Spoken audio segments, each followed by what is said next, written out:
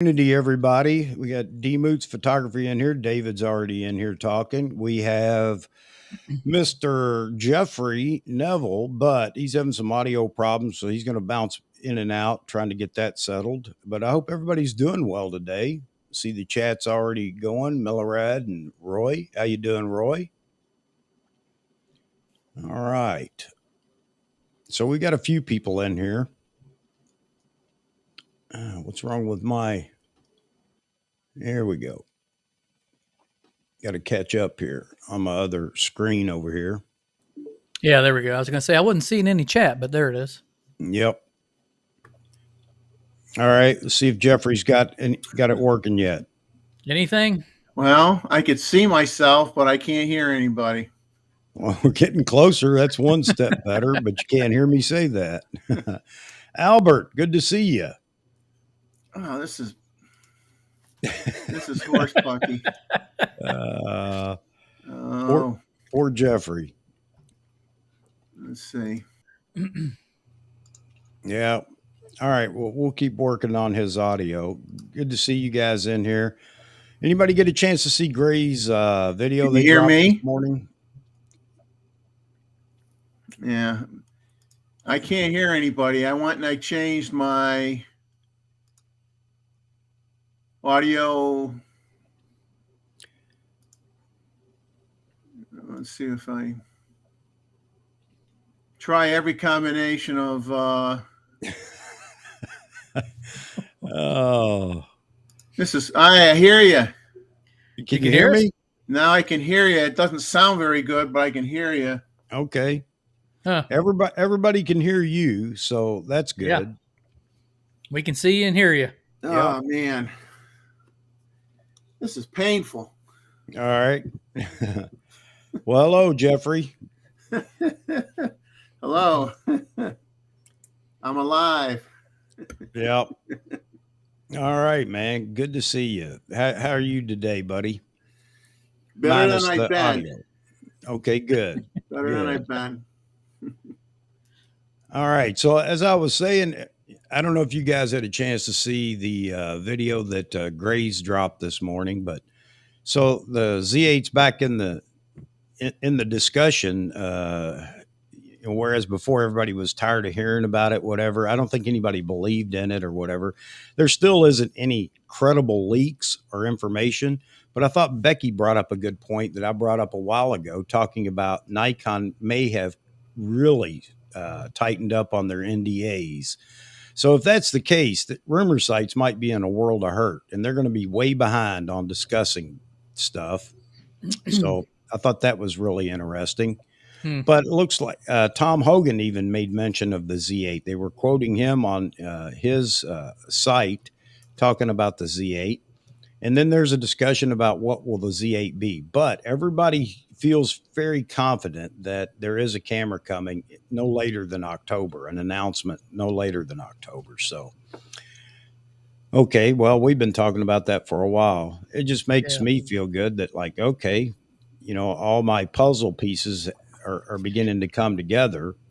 And because I've been a believer from the beginning. But, again, no credible leaks other than the How to Fly. And they mention him or her, talking about what they've predicted for or what they've said about the Z8. But Khan has a different opinion on what the Z8 will be, because I think it's because Khan is actually he's wishing a camera into existence. So he's all about the Z8, but he wants it to be the high megapixel camera and a robust build for studio work, which I don't really understand. I don't see the need for a robust camera for studio, but it doesn't matter if that's what he wants. He can wish for that. But I don't know if you guys saw the video, or I don't know what you think about Z8 right now. I've had a lot of people ask me, should I wait? I'm considering buying a Z6 II. Should I wait? And that's a tough question for me to answer, other than to say, if you can wait a couple of months, then I think that you might be happier. At least you'll have something to compare it to and make a decision. The Z6 II is a fine camera, don't get me wrong, but I think that if you can wait a couple of months and then make your decision, you might have another camera to consider. Yep. What do you think? I agree. It's just a matter of what kind of flavor they're going to come out with the Z8. You know, if it's going to be another 45 and just be crippled somehow, or if it's going to be 60 or higher. Yeah. So Dawes says he thinks it's going to be a higher megapixel camera, pro body camera. Well, you're saying exactly what Khan was saying this morning. That's what he wants. We need to get into that one night and talk about what's a pro camera. I'm kind of getting, I'm kind of getting angry at, they're all pro bodies. You ask me, you ask somebody that's making a living with a Z6 II, if his Z6 II is a pro camera, he'll say yes. Of course. Yeah, so do you define it by certain characteristics of the camera, or you define it by is the person behind the camera making money with it? Because I mean, two totally different things. Because in the past, pro bodies were just basically just build quality. They're tanks. How they were built. Tanks. Yeah, they're tanks. Well, the best weatherproofing, the body itself is all an alloy, that's that type of stuff. But really, you get a Z7 II, they're built pretty dang nice. So it's the same with the Z6 II. Well, yeah, the Z6 II, Z7 II are weather sealed, right? Yeah, and they are magnesium bodies, magnesium frame. So I don't know, man. I would think that falls in a category of a pro camera, but there's, it's weather sealed, and it's, really weather sealed. And if you drop it, it doesn't shatter in a million pieces. Then everybody would say, yeah, that's a pro camera. You can get it wet. You can get it wet. You get a little mud on it. You can rinse it off or whatever, wipe it off and still use it. Then that's a pro camera. If it gets wet once and it fails, then obviously that's not a pro camera. Yeah. Brian Trotham waited out. There's a good one in the comments there. Greg Wilson, good possibility you'd get a new camera before you get that 800 PF. There's a real good possibility of that. Poor Greg Wilson, man. He's still waiting on that 800 PF. Yeah. Yeah, so Charles had asked me too, and he's just now made that comment. It's hard to pass up a refurbed Z7, but still waiting. Yeah, Charles, I wouldn't want to steer anybody wrong. If somebody found a great deal on a Z7, Z7 II, Z6, Z6 II, and it was one of those deals that was going to pass, if they didn't jump on it, then, you got to make a decision if that's what you want to do.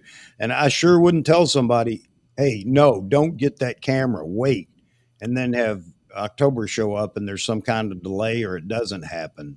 Yeah. I'm confident that it will, but I can't say with 100% surety that it's going to happen. I'm not quite that stupid. Roy says a Z6 II is great, but no, it's not a Z9 for bird in flight. Right. Yeah. If you're buying it for birds in flight and wildlife, if you're buying a camera, then I say it's best to wait. No doubt about it. Steve says, if you're doing anything but sports photography, car races, bird in flight, then you don't need a Z6 II or a Z7 II are perfectly fine for everything else. So you gotta look at how you use your camera. I mean, it's just like some people you could get by just fine. I like street photography. I like a camera that looks good. Go get a ZFC. Nothing wrong with that. Serve your purpose for that. So you got to look at what you shoot, what you plan on shooting down the road. It's just like if I was someone and I said, only thing I shoot is flowers and bugs. I shoot macro. I could buy any camera body and buy 2 macro lenses and I'm done.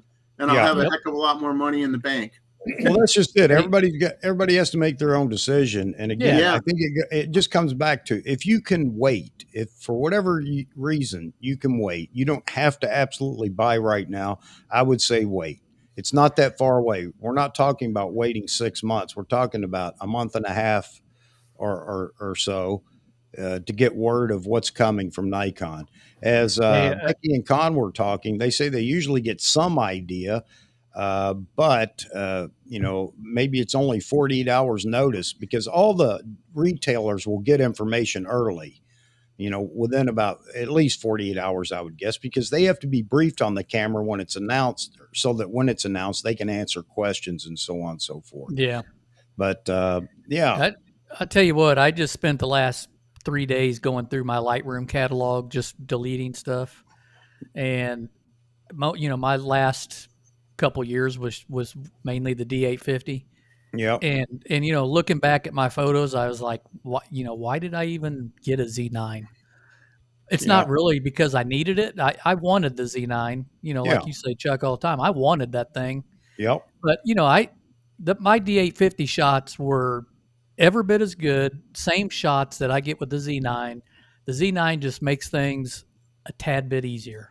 yep. Yeah, It, a little easier, and you might be able to get a handful of shots and that you couldn't get before because of and the the tracking. and the Yeah. video portion was the biggest sell Oh for yeah, me anyway. Yeah. It's by far better than the D850. I have videos from the D850 and they're fine, but it works way better with the Z9.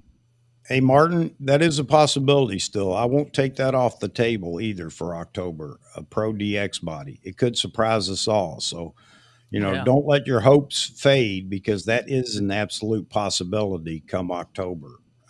So, only because I only make that, I change my whole prediction around a little bit because Canon dropped the two bodies, the entry level and their Pro DX camera, and I just assume Nikon's going to follow suit because we don't have a Pro DX body out there yet.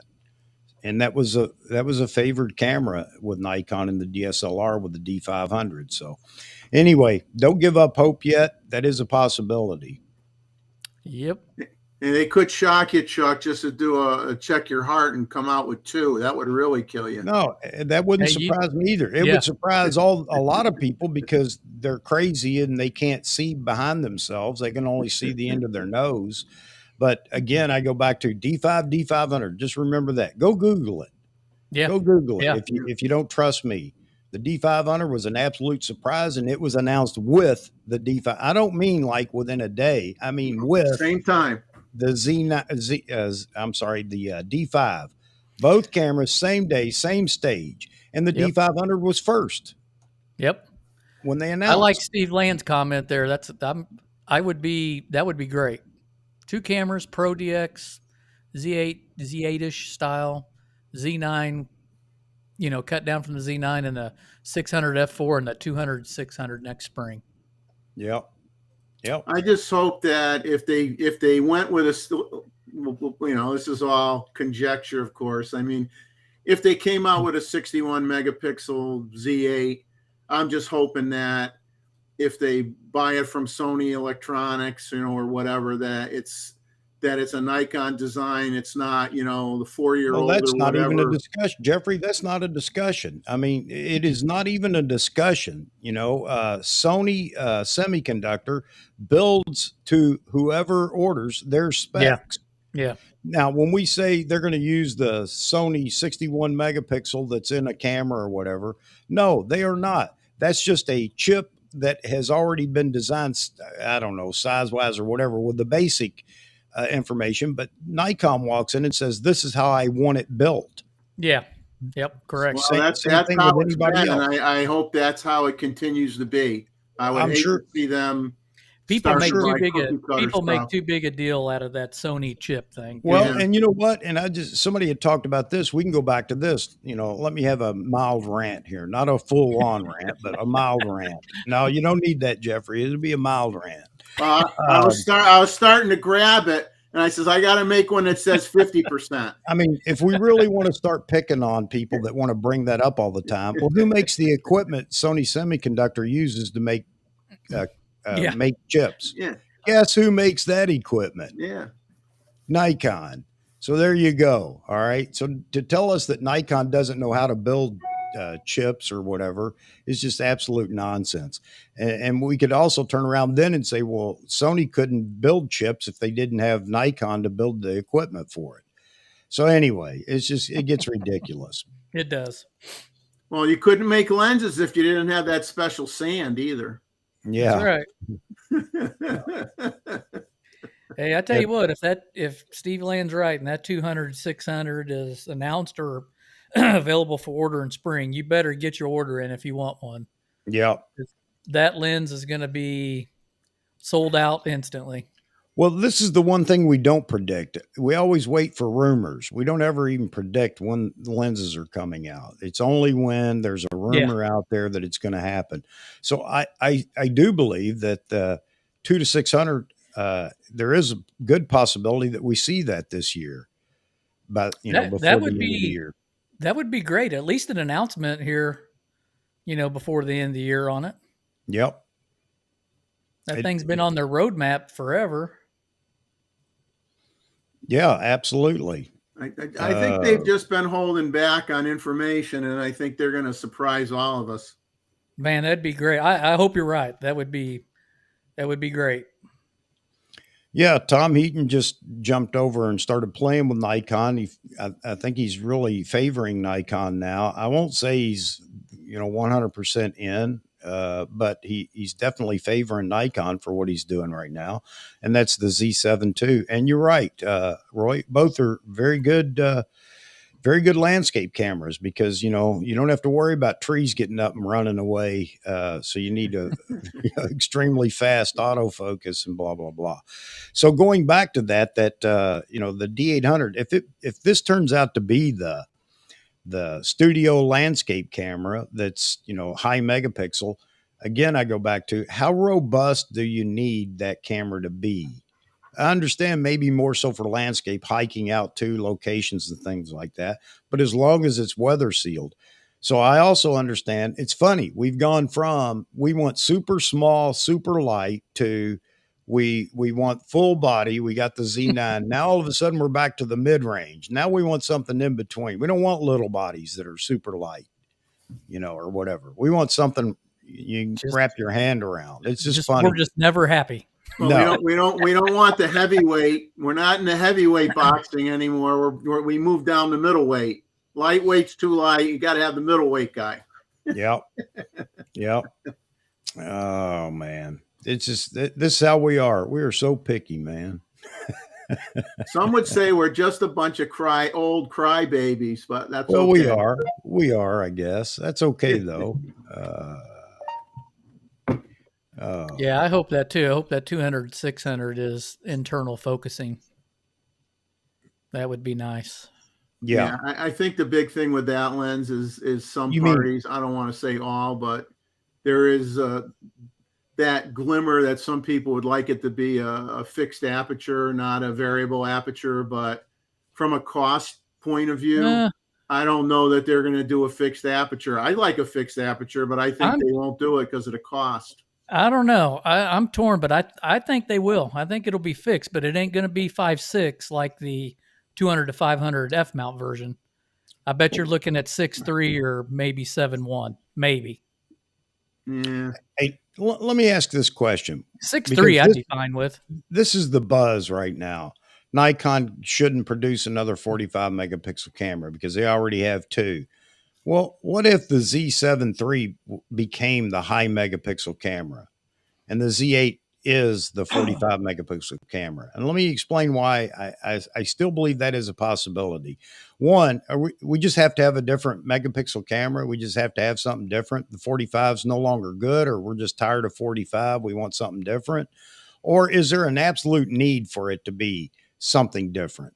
I don't think there's a need. I think it's more of a want. Well, the reason I say 45 is Nikon has the ability to build a case, a body, and put the internals that they already have on the shelf out of the Z9 and the technology into that camera. That's the fastest build camera they could make. Does anybody disagree with that? No, yeah, I totally agree with that. And to get it out this quick, that's why I predicted the Z8, the mini Z9, and I know that just raises the hair on the back of necks of people. About, the Z9 would be worthless, or what are people going to think that bought the Z9? They're going to think, hey, you know what? Some are going to be mad at me. I could care less. because I know that it will not be everything the Z9 is.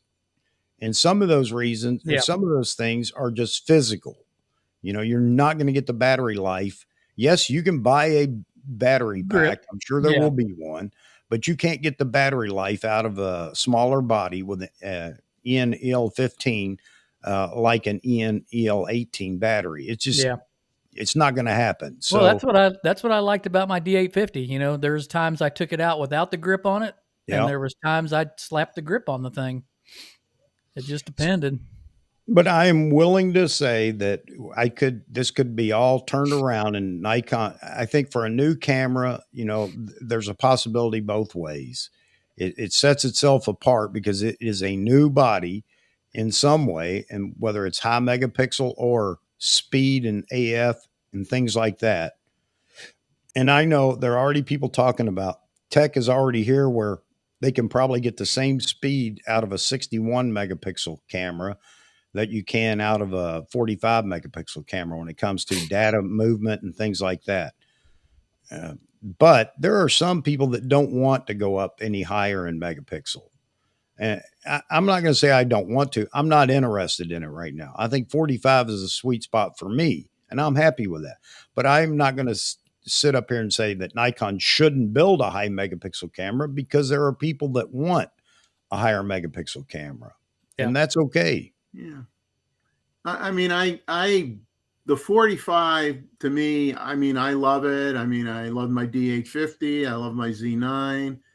And am I going to sit there and say, if it doesn't have a 61, I wouldn't buy it? Absolutely not. If it had a 61, am I going to cry about it? Well, it depends on the file size. If they make it so the file sizes are comparable, they come up with a little bit more magic, then I'd say, okay, I don't necessarily have to worry about buying more storage for my computer because the file size is roughly the same. But, that's why I went through my. You kind of get tired sometimes of feeling like every time you turn around, the costs just keep going crazy. Yeah. That's why I went through my Lightroom catalog. I'm making room. Well, then you're planning on the 100 megapixel version, right? I mean, I've got booby storage. Let's make Con really happy. Come out with a 100 megapixel. No, don't discount that possibility. And everybody was complaining about that, saying no. And that is a possibility too, because I think that Canon and Sony. Well, Sony, of course, because they have, I guess, a little quicker access to Sony Semiconductor, but Sony Semiconductor doesn't bend over backwards for Sony imaging. But anyway, that 100 megapixels is already in development. That sensor, Canon's already messing with 100 megapixels. So don't discount the Nikon picking up a 100 megapixel sensor in a camera here soon. Well, I kind of feel bad for all the camera companies, not just Nikon, with anything they come out with, because they're never going to win. You know, no matter what you do, a certain segment of people are going to knock them down. It'll either be, you didn't do enough. The sensor didn't get bigger, blah, blah, blah. Somebody else will say, well, focus on the dynamic range. Stop just making bigger sensors. You know, they're in a lose scenario because it's just everybody is so split. The camps are so split. You know, next thing you know, it should have be able to do 300 frames a second because, you know, Canon does 2 something, and why doesn't it do 3 something? You know, it's just never going to end. No, Nikon takes the biggest hit on all that stuff far more than Sony or Canon. Yeah. Yep. D850 was a perfect size, Roy's saying. Yeah, I like the size of the D850. Yeah. And by the way, Mr. ATR Bear, Ted, who is in the chat, he should receive his D850 today. I mailed it yesterday, and they told me, or I sent it yesterday, and they told me that it would be there today. So hopefully you get it, Ted. My Z8, my D850 is gone, going to a new owner. I didn't realize Long Rider wants to stir us up. He wants you to let him call in. Oh, absolutely. Ruffle our feathers. I don't have no Absolutely. hair, so you can't really do much to me, Long Rider. I'm already I've been damn trying to. good. Where does Long Rider have a website or anything? No, I don't He think. does great work. I wish he would have a website.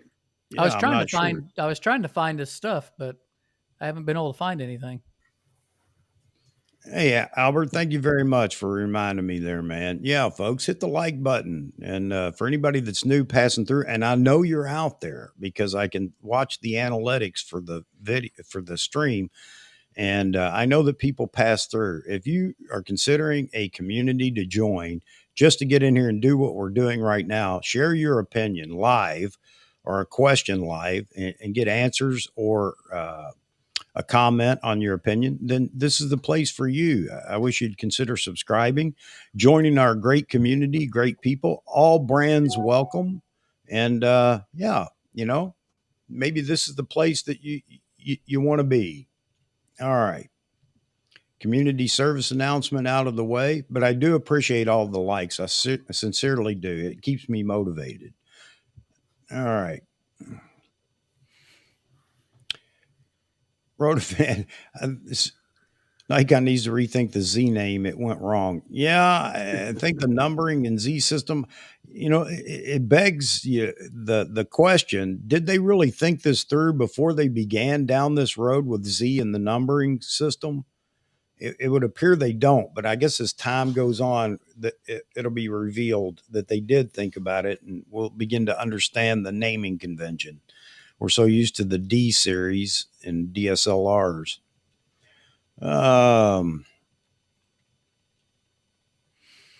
Let's see. Yeah, Steve Land points out. You gotta love this. That's good, Bass. That's good, man. And you do it like the old days where all the fixed lens cameras from the 50s and 60s were like 40 millimeters. Yeah, that'll get a few people wound up. That'll get a few people wound up. There you go. Let's see. There you go. Reflex. Yeah. Yeah, I think people forget how common 40 millimeters used to be. 38, 40 millimeters was very common. There's a nice comment. I like that comment, Steve. When Nikon's really quiet, it seems we benefit from it. Yep. Yeah, I agree. Mm-hmm. And if Nikon got on a kick where they were introducing, and watch everybody, I'll get some hate mail on this, but if they got the bodies separated and we get the bodies out there so that every year there's a new camera, a new update, I think that would be, as long as that became normal with Nikon, then we don't need the constant communication or the constant leaks about what's coming. We would know, okay, this year we're going to see the update to the Z6 or Z6 III or whatever. But then people are going to say, why do they need to update cameras? Well, I'm not saying update them all every year, but if you got on that 4-year rotation and you had 4 bodies out there, every year one of those bodies is getting updated, I think that would be great. That's still a 4-year rotation on that body. I mean, right now with 3, it's still 4 if the Z8 comes out, Z9, Z8, Z7, Z6. And then intermittently, you would get updates to APS-C or other bodies. Okay, well, Nikon, listen to us here. Listen to us. Well, I think the good thing now and is to continue what they've been doing with the Z9 and with some of the Z7s and Z6s is to continually improve them with firmware updates. Yeah. Because in the old days, the only ones that did that regularly in the beginning was Fuji. And now that Nikon's doing it, you got to keep that trend because I mean everybody I think agrees that when they came out with the big firmware upgrade on the Z9, everybody said, "Man, this could have been another camera. It was such a big difference. It could have been another camera." And to be able to get those changes and not have it cost you any money was a great thing. That was a big deal. Yeah, they got to continue that. So Dawson, you know, he didn't really think he needed 46 megapixel when he had 36 megapixel. But when he got it, he really liked having it. And I think that's the case for a lot of people. A lot of people complain about what they think Nikon's going to drop next or whatever. I don't need it. I don't need it. I don't need it. And we won't go into need want, but you know, that's the term they use. I don't need it. But all of a sudden when it comes out, everybody just accepts it immediately. Like, oh yeah, this is great, but they're going to complain about anything that's different. So, I'll tell you, yeah. the one thing I didn't like, and they're going to do it. They're always going to do it because it's just about making more money. What used to drive me nuts is, you know, when you get a new body, and every time a body came out, if you wanted that grip, you could never use the same grip on another camera body that came out. You always had to buy a new grip. That infuriated the you know what out of me all the time. I'm like, come on, guys, you can't even make it so I can use the same grip. I gotta like buy another one, but I guess that's the whole point, right? Yeah, exactly. I mean, the company's in business to make money. You know, that's just the way it is. And we can complain about that all day long. I guess we want to go to a socialist society where then we'd really complain because we get nothing. It's not fair that a company makes money. That just is not fair. I mean, that's a ridiculous statement, but there are people that feel that way. All right, Long Rider, I'm going to put the number up here in just a minute. If that's going to be the case, then I'm going to have to make an early trip to the bathroom and let Dave and Jeff take over for a minute. Let me run to the little boy's room, and I will be right back. You guys carry on. Catch up on the daggone chat. I'm looking through them. Which I'm so far behind already, but what's new, right?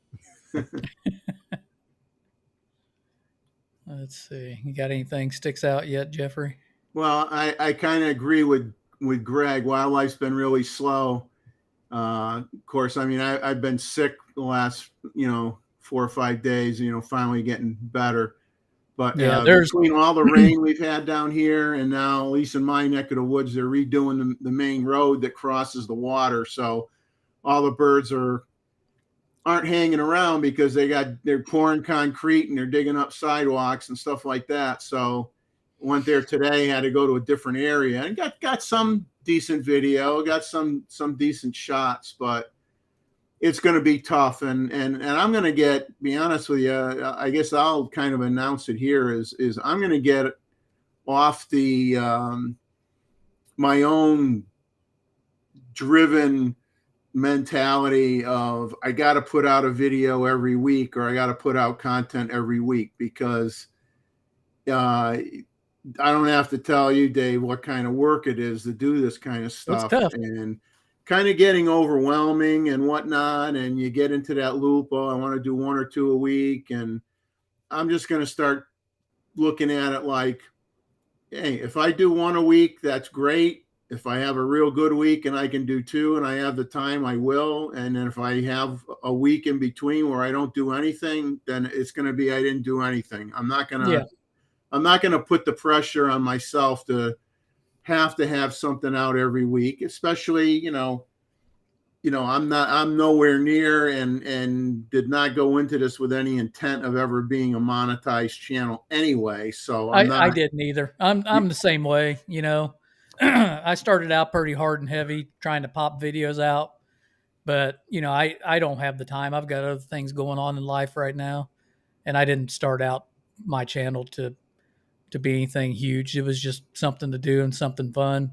Yeah. But as far as wildlife goes too, it's the same thing here. Things are super slow here in Kansas. We do have osprey that are coming through right now. They're starting to migrate through here.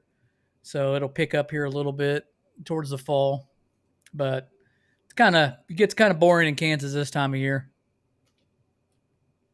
Yeah, it's I've been waiting for the ospreys to they nest. They don't nest in the state park. they nest farther down in the river, along the banks of the river in the trees. And then they'll eventually, after they have their young, they'll come back and then they'll start feeding again, either off the ocean, which is adjacent to the park, or they'll go into the pond and they'll get their fish from the pond. But they're a little bit behind schedule in terms of showing up. But I would think at least by the third week of September, I would hope that it's going to get back to normal again. Yeah. I just picked up a 50 millimeter 1.8 S lens. I've never really messed with 50 millimeters, but I bought it mainly just for taking pictures of the grandkid. So we'll see what happens. Somebody asked, and I have been to the Sandhill crane migration in Nebraska. That was a lot of fun. That's a good time. RS asked that. Yep, had a good time. Did that. It's been a few years now.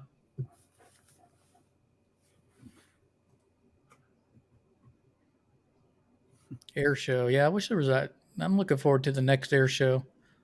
I want to go shoot an air show next.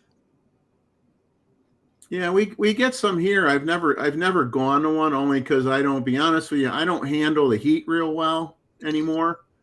Yeah, it's usually hot when they have them. And they do them a lot of times. They'll do flyovers over the beaches, so the people that are on the beach can look at the planes, and roasting on the beach for half a day for me is not too good. Because I'm like an egg, I'll get hard boiled. I hear you. I resemble that remark. Okay, guys, on the phone, if you would ask your question and hang up if it's a question, or make your statement and hang up. The only reason for that is you're not going to be able to hear the response. I'm sorry, I'm not that technical just yet here in the studio. Well, we can use facial expressions, Chuck, for the response instead. There you go. Like that, or whatever. Look, phone's ringing already. Here we go. Must be Long Rider. Yeah. Hang on a second, Long Rider. Let me get. All right, buddy. Chuck, sir. Yes, sir. Everybody hear Mr. Long Rider? Yep. Yeah. All right. Go ahead, sir. Yeah, I want to make 2 points. First of all, I had a really good experience with the A7R4. Okay. And when I say good, I use the hell out of it. Yeah. And unless Nikon gives you a camera at that resolution that has a stack sensor like the Z9, right, it's not all that it's cracked up to be. I had a lot of problems. Now, I'm talking about shooting fast-moving things. Right. Some motorsports, birds, and any little, chink in your armor with technique. Yeah. And you will see you will see motion blur. You will see all kinds of problems. Yeah. And if you don't have really, really high-end glass, that's another thing that affected the results. It really cut down my hit rate. Yeah. I have a 600 f4 and a 200 to 600. Right. I think I lost about 25% with the 200 to 600. It worked much better. If you have a really high-end prime, it'll work much better, but it's not as good with without the stack sensor. The stack sensor and really high-end glass. Yep. Yeah. Okay. And a lot of people I the agree on that. or the A7 IV. A lot of people actually, that camera, I guess, is still doing well though. That camera had some Yeah, issues. Listen, it's great if you're going to go shoot landscapes or portraits. I don't think it's really a true wildlife camera. Well, now it's useless with the electronic shutter. That's another thing. Useless. Okay. The readout speed on that sensor. So if Nikon does use the basic architecture of what's in that camera, the electronic shutter is going to be very limited. Yeah. Yeah. And I believe that Nikon's going to do that. Again, the whole reason for calling it the baby Z9 is the fact that they have everything they need to build that camera other than the body, and they can build a different body to put that in. It would be limited, but you've got all the architecture's already there. You're already invested in all the parts and everything else that you need. So I would expect that they would do that, and I think the next camera that comes out is going to be a stack sensor. I don't think anybody's going to drop anything that isn't stack sensor, and in the prosumer level camera, Sony to be included. I think the A7 IV was a not quick, but it was already on the books. They had already developed it, and that camera came out. But I would expect Sony's going to do the same thing. Everything's going to be stack sensor because they found that that's where the performance or part of the performance in the camera body. So I think everybody's going to be doing that from this point forward. Oh yeah. The thing, and I had a camera that was 42 megapixels.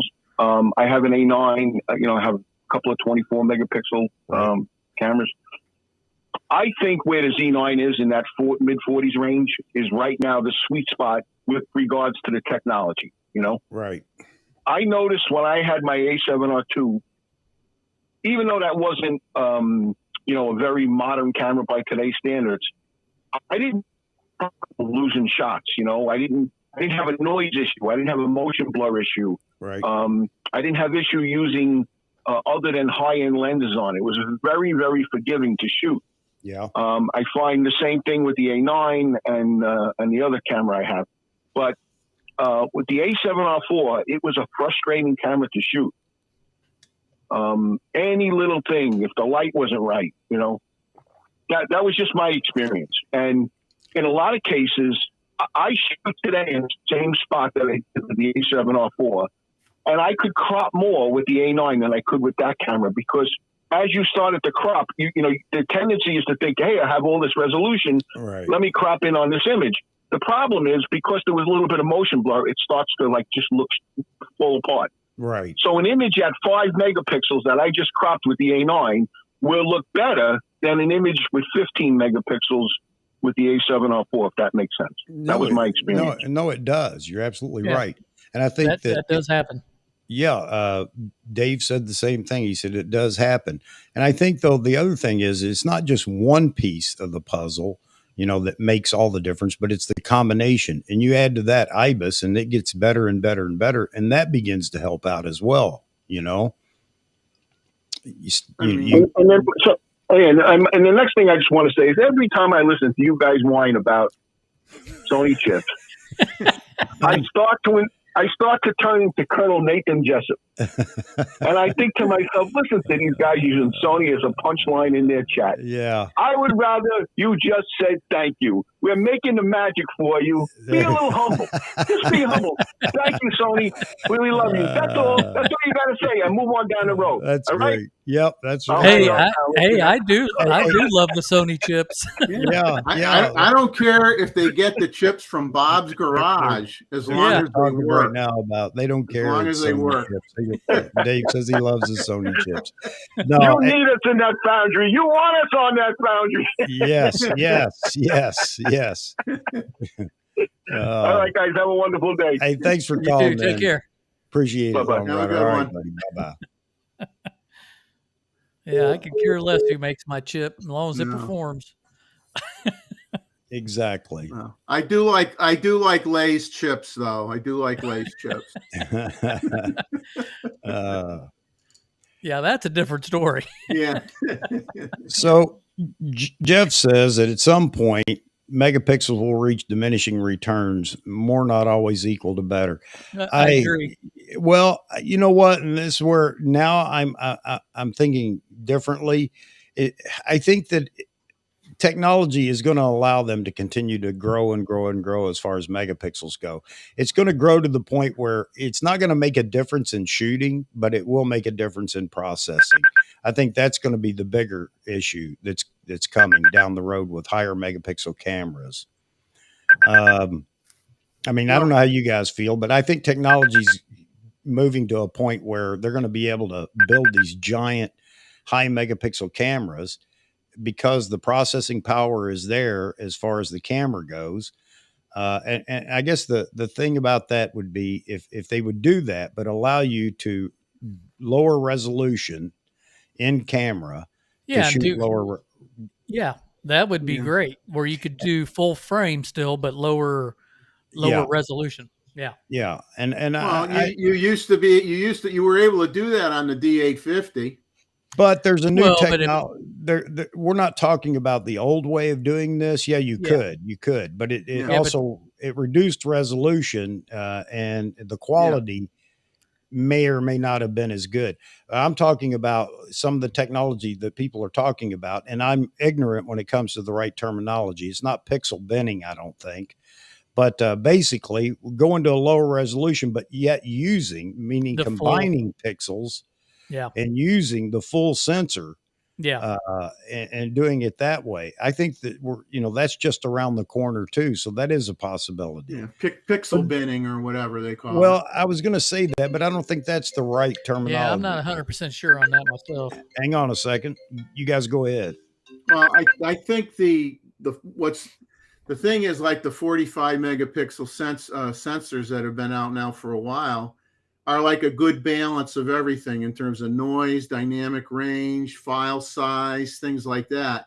They And the are. larger they go, one of those variables is going to get worse, and it's all going to depend on what the consumer is willing to accept, when they start getting crazy with the megapixel wars, because the 45 megapixel sensor seems to be a great balance of everything, and even for video. So I wouldn't have a problem if they stayed there, but that's just me. Yeah, and that's the problem. You got people that want more. So who are they going to bend to? I guess it depends on who screams and cries the loudest. Higher megapixel Nikon it's inevitable. It's going to happen. Just don't know, which cameras are going to be. It's going to happen across the board. All makers Sure. are heading there, no doubt about it. And the comment here, real quick, about Jay Kimmer. Yeah, Jeffrey, it looks like you're running a store there, man, a Nikon store. Well, that was like it. something I did in between being sick this weekend, was build a couple get a couple bookcases and reorganize the office/bedroom area in here. Hey, And I buddy, it think looks it looks great pretty with the good. lighting and everything else. Yeah, the lighting's perfect in there. Yeah. Hey, guys, I got Paul Connors on the line. All right, Paul, go ahead, buddy. Hey, Chuck and everybody. Wanted to call and give you all a briefing about our little field trip, our junior high school level field trip to B&H Photo yesterday. Ted and I and Albert Jimenez decided to meet up again. And you really missed a good time, everybody. Those of you who couldn't be there, Chuck, we could have used your video skills. It was hysterical. Albert kept us entertained with his lens mania again. Right. And Ted was trying to introduce me to female salespeople there to try to get me hooked up. And just a complete laugh riot. You guys should have been there. Oh, man. Chuck, you would have been rolling on the floor. I mean, that's how inane and insane it became. Yeah. That one guy came up with a butterfly net to try to take Ted away, and Ted fought him off. And Albert was there just laughing because he knew he was next. Yeah. And I pretended I didn't know either one of them. It was just like, how many times did Peter deny Christ, on the night before the crucifixion? I mean, I was denying I knew both of them. So everybody, you have got to come to B&H with us, because you will have a memorable time. You will never forget it. Not to mention the fact that I was able to buy some things that were in very short supply earlier in the year, namely flash triggers and receivers from Godox. Okay. And B&H is just, you can spend hours and hours there. We literally probably spent 4 or 5 hours there yesterday. Wow. So I was wish you gonna be all my could come up primary to New York question. City at least once in your lives to see it. It is a photographer's heaven in Mecca, all in one. And you've got to do it with Ted and with Albert Jimenez, because that's the truly truly uplifting experience. Oh, yeah. And that's all I've got to say now. I'll end my commercial and turn it back over to you, Chuck. Hey, thanks for letting us know. And yes, I wanted to be there. I wish I could have been there, but man. Well, we'll do it again before you move to Tennessee. How about that? Absolutely. Absolutely. All right, so we'll catch you later. I want to know who ended up getting a reverse mortgage. Oh, he'll hear it. He'll hear I, it. I want to Jeffrey. know who ended up getting a reverse mortgage to be able to pay for all that stuff that they bought while they were there. That's why I don't want to go. Hey guys, hang on a I'd be second. scared to death to go. Hang on a I second. really We got a would. true celebrity. A true celebrity. Here he comes. Mr. Ah. Ah, How you doing? Hey, I Good, want how to you know if doing? you do what the song says. Do you wear your sunglasses at night? Yes, I do. Rock Uh-huh. and roll. No, it's that old saying, my future's so bright, I got to wear shades. There you go. How you guys doing? Good, How buddy. about How about yourself? You're yourself? going crazy on your channel, man. I can't I'm keep telling ya. up. I'm going to have to like not sleep anymore. How'd you guys like Stu Blue last night? It was awesome. I caught parts of it. Yeah, that was pre-recorded. We recorded that yesterday morning. Yeah, I got to catch up. I just got done watching the one you had with the other wedding photographer, where Chuck was eating M&Ms, which was really torture for me watching you eat M&Ms. I'm telling you, Chuck. Well, yeah, I guess was that's tough. two of you. Somebody said it was distracting. No, well, you were making me hungry. I'm like, I'm looking for M&Ms. I didn't have any M&Ms. Yeah. Chuck's famous for the M&Ms now. Yeah. Hey, and I'll just show you what a fan I am. I'll be right back. All right. So Oh man. what you guys talking about, guys? I don't know if you have you seen Gray's video from this morning? I didn't want to jump because I get so many people that don't want to hear about Z8 talk or whatever, but Gray's talked about it this morning. So I just thought I'd open up with that. No, I didn't catch that, but Okay. what was it about? Hey, Vahagan, I wanted to tell you, I just picked me up a 51.8S after watching your video. Oh, that's a great lens. I'm not a 50 millimeter shooter, but I wasn't going to drop the money for a 1.2 because I'm not going to shoot it that often. But I got it mainly to take pictures of the grandkid with, so this will be fun. Oh yeah, best bang for the buck lens. Good lens. Yeah. Great lens. ZFC, yeah. Stu, yeah, he's a ZFC shooter, no doubt about it. He likes his ZFC. His impersonation of Matt Irwin was spot on. Yeah, that was good. That was real good. That was good. Hey Jeff, what's in the back there? It looks like B&H back there. Yeah. Yeah, I did a little modernization and upgrade to my office / bedroom area or spare cool. bedroom area. So I got the I got the old over here and down here, and I got the new. Well, D850's up here. I guess you could call that old by today's standards, right? But I don't consider that old yet. But That's really nice. That's cool, Yeah. actually. so I think it's an improvement, Cool. and I I have can't room wait to for get out of growth. my dining room. My bottom two shelves are empty on the floor that you can't see, so I got room for growth. It does look like you're at a B&H counter. Ask Jeff. I'll take that one and that one. Hey, I have some. So I just got them the other day from what do you call it? eBay. I have some Sylvania flash bulbs, blue dots, 25 Bs, but they were the press photographer bulbs for the old. Well, this is the flash attachment for my Rolleiflex.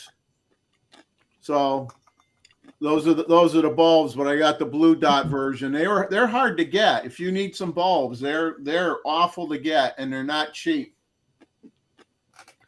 Well, I'm sure they're not. But I don't use the flash too often. It's funny. I was trying to test the flash. You'll like this one. I'll admit sometimes I do stupid things. I'll be the first to admit it. So I had the back off of this because I had a meter. I was checking the battery, make sure the battery was good, checking the capacitor that's in there, making sure that was working.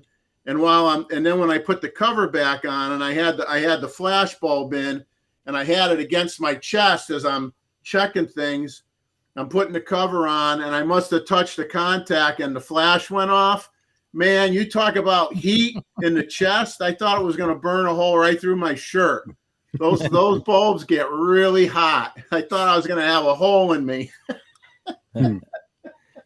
Yeah, Roy says blue dots are too rare to use. But hey, Chuck, I say you make a preset called Eminem. Yep. Hey, I could put these guys on my shelf. Yeah. I appreciate you guys and pick up my filter pack M&Ms. I got the blue, I got the yellow. Now I want the green one, but I can't find the green one anywhere. Yeah. But I got these three. And there's M&Ms in the back of them too. So if I could cheat and eat the M&Ms out of the back of them, but I won't. I would. Well, yeah, I should, but they'll go bad eventually. Mozman, speaking of old flashes, have you guys seen the new Godox retro flashes? Yeah, I saw those. Moz. That looks cool. I was thinking of getting one of those because it would work with the Rolleiflex. So they show it working with a Rolleiflex. Wow. So I looked into that, and I think that's coming out in the fall, and one of them was like $120 or something. And theoretically, the way they were showing the advertising, it would work on my Rolleiflex. And I'm like, hey, I'll buy it. I'll buy it just so I'm not using those flash bulbs. Mozman Bahagan. Mozman. Hey, I caught a little bit of the stream when he just started. I was just getting things ready, and I disagree with you guys. There's no reason to wait for any camera, man. You want to buy a camera, go buy it, man. You never know what's gonna happen tomorrow. Yeah, that's true. I mean, that is true too. Live your life. Yep. Buy it and use it. If you don't have if you have cameras, that's fine. But if you're waiting for a good camera, and chances of you getting that new Z8, you know how much we're waiting for the Z9, right? I like that, Mozhagen. That sounds like an ice cream company. Yeah, that's great. Haagen-Dazs. Haagen-Dazs. Yeah. Haagen-Moss. Oh, Moz. Long Rider. There you go. Here's the comment. Exactly. I should be out shooting, not fretting over new gear. I don't think any of us are really fretting over it, but I mean, come on, can't we be excited, even if we're wrong? I mean, it's just fun to dream. That's all. I don't think it's not going to be a life-changing experience. I don't know. Some people it may be. So you might be right there. Well, Vahagen's right. If you don't have a camera and you're wanting to get out and shoot, yeah, get you a camera. Don't be waiting around. But if you have cameras, or if you have a pretty bad camera that's old and you're waiting for the latest greatest Z8, just go. I mean, the Z7 too is excellent. That's an excellent camera. I mean, no, I agree. And there's some great deals on the other Z series cameras right now. The only reason I would say wait is if you can, you only got a month and a half to wait, and then you can make a decision. This either happens or it doesn't. And, then you buy what you want and go on. I would agree with that 100%. But if it's a deal you can't pass up, that's a tough one. I can't make that call for anybody. They got to decide, am I going to wait or am I going to grab this while it's such a great deal on this camera, whatever it is. I have to agree with Chuck. He says, can't we just talk about the future, dream a little bit? I lost about 40 subscribers on that Z1 video. Really? Yeah. Yeah, that's just it. You can't have fun anymore either. Some people are so whatever. But as long as there are other people that are talking about it, I want to as well when it comes to that. And it's a want for me. It's not a need. I don't need it. I just want it. But who knows whether I'll get whatever comes out. If this does happen by October, if it's not what I'm expecting, then I'll be on hold for the one I'm expecting, which may never come to fruition. But anyway, I think I'm still, a lot of this I do for marketing for Nikon. I want Nikon to continue to do well in the marketplace. I know they're not going to go under. I'm not saying that they're going to go out of business or anything like that, but Nikon has a lot of catch up in their lineup right now to begin the competing with the other brands. That's all. And I think Con and Becky kind of said the same thing this morning. Nikon's, they got to fill up the lineup. But anyway. Yeah, I mean, those of us, like you said, those of us that have a Z9 or what have you, I mean, we can, if we're looking for a backup camera, we don't have to jump and buy something that's out there now. We can wait a while and right, pick and choose our moment. But if you don't have anything, or like Verhagen says, you got something that's tired and worn, I mean, why wait? I mean, it's just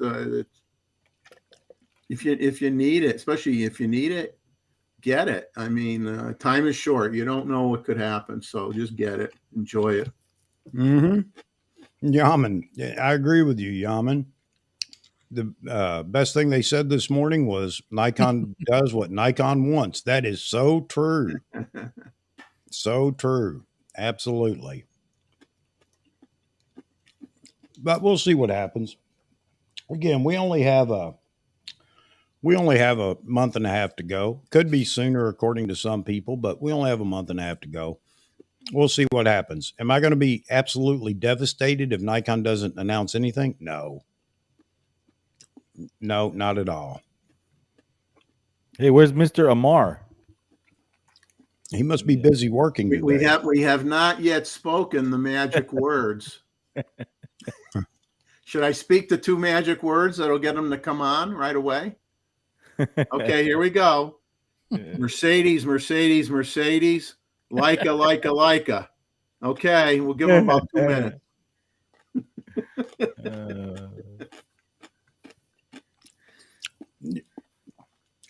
Yep. Agreed, Steve. And that, obviously they know better than me or, others. They decided that was going to be their marketing strategy, was to get the flagship out there first, but it makes the rest of the marketing plan difficult, I think. And Leon, his comment, Nikon will be loving these live streams. Oh yeah. Because why?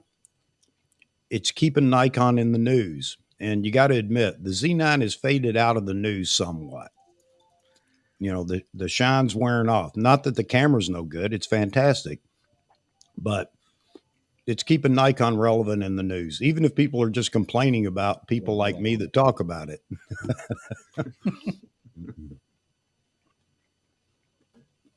Yep, a lot of DSLR deals. We talked about that a while back. This is the time, if you're happy with DSLRs, you're not ready to buy into the mirrorless system, you don't want to or whatever, man, you're going to get some great pro level cameras at a great price for somebody that would just want to step into photography or up their game in photography without spending a fortune. Great lenses and great camera bodies at a great price as far as the DSLRs go. Hey, I'd like to have Roy comment on, now that he's retired, or I guess he's fully retired now. Roy Bixby is okay. What are you now shooting that you never got a chance to shoot before, and how is it going?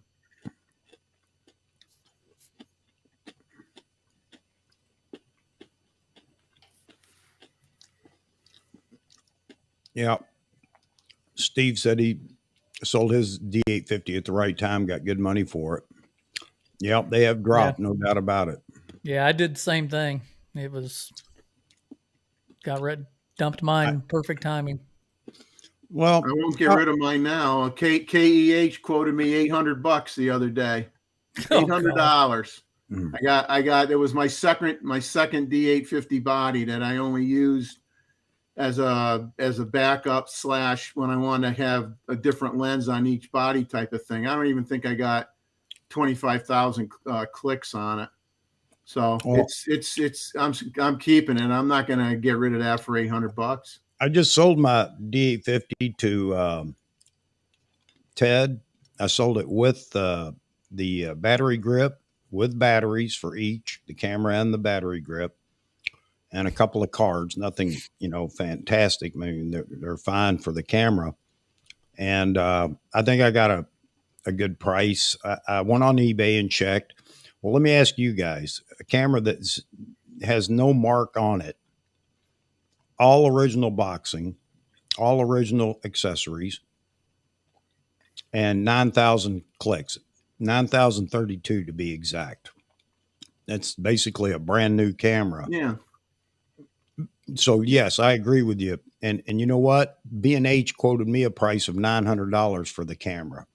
That's Why? crazy. Because they got to make money. Well, yeah, they're going to turn around. They're going to sell it for $1,800. Right. And they won't necessarily do anything to it other than make sure it works and that it's clean. And then they'll flip it. They'll flip it and they'll double. They'll Yep. make twice what they gave you for it without a problem. Right. And But the thing KEH is is that- doing the same thing. I mean, it's worse now than it ever was. I sold my first D850. I got decent money for it, but Well, this one, forget it. I say that B&H offered me, it was actually $950 they offered me. Yeah, that's We're Yeah, in trouble KEH now. KEH is selling them for $1,900 right now. yeah. There you go. They'll double their money. Yep. Well, they'll make So back. I'm happy, and I hope Ted's happy. He should get the camera today. And I told him, I sent it to him and said, "Here, you take the camera out and see if it's exactly as I explained it. And if you're happy, then we'll be good to go." But all right. Albert's All right. getting animated here about the lack of a 135. Hey, no problem. No problem, Albert. I'm all about letting Nikon know where they're wrong because I'm right. So now we got Mr. Amar in here with no video. I understand that. All he has Hey, is man! I'm actually driving in my Mercedes. I'm not arrogant Uh-huh. anymore, right? See, the Right. magic words work, baby. Yep. So Mr. Paul Connors can deal with the arrogance because you know what? When you reach a certain level in your life, you can be a little arrogant. It's okay. yeah. If you don't Yep. like it, guess what? You can always hit the unsubscribe button and have a nice life, right? Seriously. I mean, Hey. you're not going to satisfy everyone. Come on, man. I mean, why do people, have you ever thought about this? I used to do this a lot. I used to think a lot of people were arrogant all the time, right? And then I started looking at myself and I'm like, shit, I'm actually arrogant too, right? And it was a hard thing to actually sit there and actually admit to it. So when someone writes it, I get excited, man. You know? It's like, yes, I'm arrogant. And so are you for writing that. Right? Because you surely are not doing what I'm doing and you really want to do it. I'm sorry, but you're not. Nothing is stopping you from doing it. That's If you right. think Just I'm arrogant, go start your own channel. Go bring your own people and educate people and see how many people listen to you. Go ahead. Yep. Try it. Yep. It's a lot of fun. No, I agree. What you do here, Chuck, and Hagen, all of you guys, right? What you guys all do. These people that sit there as keyboard jockeys, they don't have any clue to how much freaking work it is to. I had to set up that one live stream last night. I was sweating bullets, man. It's like setting up the stuff is pain in the ass. It's like I'm pinging the guy, and you won't believe this, Chuck, and it's hilarious. This is how people are, right? They're very ungrateful to what they have. So I set up that live stream. I got a guy on there that you can go on YouTube and look at even the comment. He found me on Facebook and he also found me on YouTube and he writes a comment. The guy is not holding an R7. Fix the thumbnail. I'm like, the guy that is the guest sent me that photo of him and he wanted a photo. It's like beyond me, man. Yeah. It's almost like they're entitled to running my channel the way they want it run. If that's the case, just run your own channel and be excited. That was kind of the jab I took on the thumbnail, my generic thumbnail. Hey, it's free. You can't beat the price. Hey, Amar. Hey, Amar. You're driving and reading comments? No, I'm not.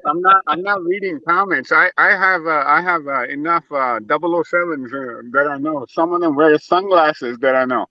Are you wearing sunglasses?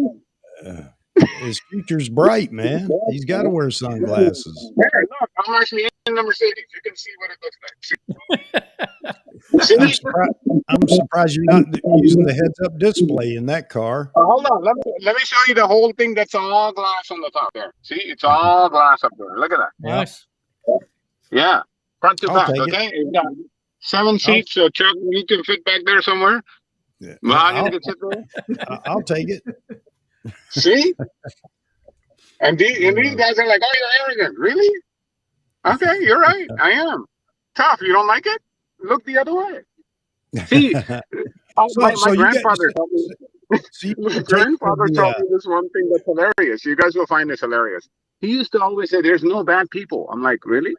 Then why do they have so much news going all the time? It's all negative, right? Bad thing. This guy killed this and this, not and the other, right? So he goes, okay, let me tell you something. God gives everyone eyes, right? To see through. You see through your eyes. Mm-hmm. Now, what you look through those eyes is really up to you. You can look at a woman and say that's a beautiful thing. You know, it's just a beautiful human being. Or you can look at it and have, porn type of thoughts. But it's those same eyes that are seeing the same woman and formulating different thoughts around it. So it's your eyes. It's the same thing with the cameras. It's your camera. Show me what you're producing. Yep. The guy that's going to come home tonight is one of you guys, one of all of us. He's just a normal human being that bought an R7, and he's a professional golfer. He's successful in his career. He's not some guy collecting a paycheck sitting at home, doing nothing, right? So the guy is highly established. And he has beautiful images. So I said, hey, man, you want to come and share your thoughts? He goes, man, I would love to do that. You do stuff like that? I'm like, I'm starting to. You be the first. And he wanted to come. So you got a feel for the multitasking that goes on when you're running a live stream. I guess. It's so much better when I'm actually not running it, man, because this is awesome compared to what you're doing right now, pushing all the damn buttons and making sure the audio's on, video's on, everyone can see here. It's a real pain, and people don't understand that. Yeah, it is fun. It is fun. I just want to say, Amar, that you're driving the perfect Uber vehicle. Yes. Hey, you know what? Need extra cash, buddy. You could fit a lot of people in there. When I went to Vegas, right, and we call for the Uber, and you get like Uber XL. Do you know XL? So we got one of the Uber XLs because we were 4 people, and the guy actually showed up in a Benz, man, to pick us up. There you go. So there you go. Nice. You're all set. Now we know what you're doing on the side. Now we know what you're doing on the side. Hey, Long Rider, have a great day, man. Thanks for jumping in here. You're not going to stay and bust Amar's chops, though? I mean, I can't believe you're going to miss that. Oh, you can't bust my chops. Try. Go ahead. He ran away. All I wanted to know from Mahogany is the Z9 focusing as good as the R7 just yet or not? That's all I wanted to know. I don't know. Everyone's saying it blows the Z9 away, the R7 autofocus. I believe it does. When is Z9 going to catch up? That's the reason I'm switching. Okay, Mr. Poland. Actually, I'm switching to OM. You're switching? Yeah, I'm going to switch to OM because Sony and Canon and Nikon just can't compete. You got to do a switching live stream now. I thought Chuck was just going to switch to Fuji. No, I wanted something more obscure. OM, man, the new OM1 or whatever it is. Yeah. Yeah, the OM1 OM systems or whatever. Yeah. Yeah, I don't doubt the R7's a decent camera. I'm sure it is. I mean, I've never used one, so I can't really say. Oh man, where'd he go? Oh well, his car just cut him off for safety reasons. All right. Either that or the police just pulled him over. Yeah. Yeah, there you go. Hello, Woody. Good to see you in here, man. Amar, he's gonna stir it up, man, when he comes in, no doubt about it. Now he's back. Let's see. Here he is. He just got rid of the video. All right.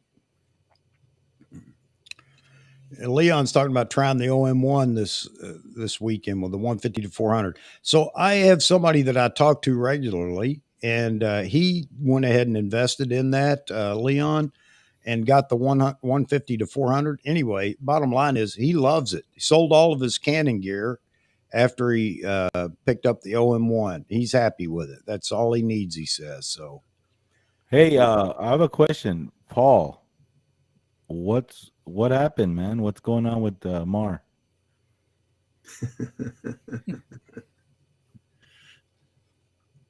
yeah, you just busting his chops, man, or what's up? He's either busting chops or he got rubbed the wrong way, one or the other. I don't know which. Because You just got to know how to treat him, Mar. That's all. like, why are you taking things so personal, Paul? Just Yeah. having a good time here. Yeah, a friend of mine, he doesn't have the latest OM cameras, but he has, like the previous generation, and he has several OM cameras and the Micro Four Thirds, and he loves it just because of the weight, a lot because the weight savings. Lenses are lighter, lenses are smaller, everything's smaller, and he likes the quality. He thinks they're built really well. He likes the image quality he gets, and that's good. I mean, I had an OM1 when I was a kid, but that was obviously at least 5-10 years ago. But they make good stuff. It's just that they're in a very small percentage of the market now, just like Panasonic. And I don't know how some of those companies are going to survive long term. I mean, especially if they just stick with the Micro Four Thirds system. I don't know if that's going to last 10 years from now. I don't know. Yeah.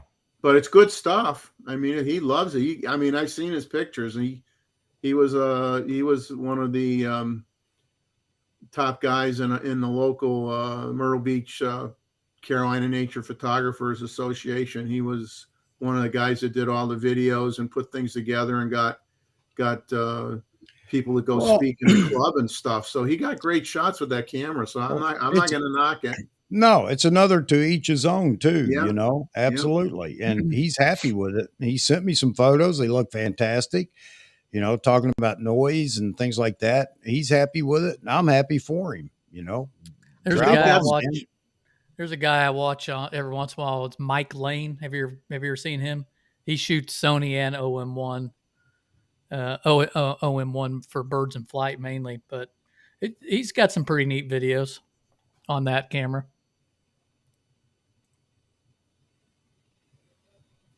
Hey, Paul, come on, man. Don't go there. Not here in the chat. Call me later if you want to talk about it, but not here in the chat. We're not going down that path. I don't know what it is, but you can call me later if you want, but we are not going down that path. All right. And I'm going to, let's see. There's Mr. Amar. I think you and Paul should get together one-on-one and talk things out. Hey, sorry, I lost connection there. All right. They got to go to B&H and spend some money together. Oh, that's fun, actually, doing that. I just can't go there. I know I'd be in a lot of trouble if I went to B&H. My wife would kill me.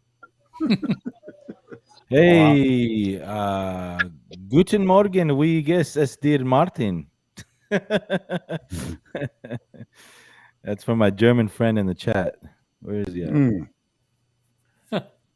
Hi, Mr. Wolf. How you doing today? Woody, I hope you have some success, that the Eagles are there. It sounds like a lot of fun, man. And Martin asked or said, not a scratch on the D850. Yeah, I had two of them, Martin. So one of them I used extensively. I sold that one a while back and thought I'll keep the newer one. And then along comes mirrorless, and I haven't shot the Z8 at all, hardly, as you can tell, with only 9,000 clicks on it. But the other one, it was still in great shape. Don't get me wrong, but not near as clean and pristine as the one I just sold. I'm like you. I believe in carrying my cameras and out in the weather and everything else. Is not a matter of I'm trying to protect them from everything. That's what they're for, to go out and shoot. So I'm with you.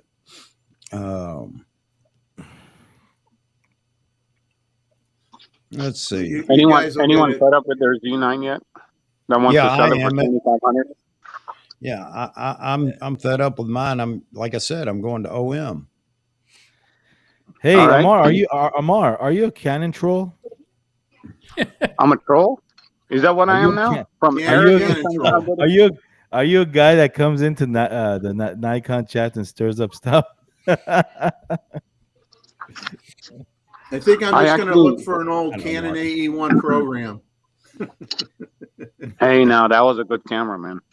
Yeah, it was. My cousin went the Canon route when I was on the Minolta route. Did you have the Maxim 7000? Is that what you had?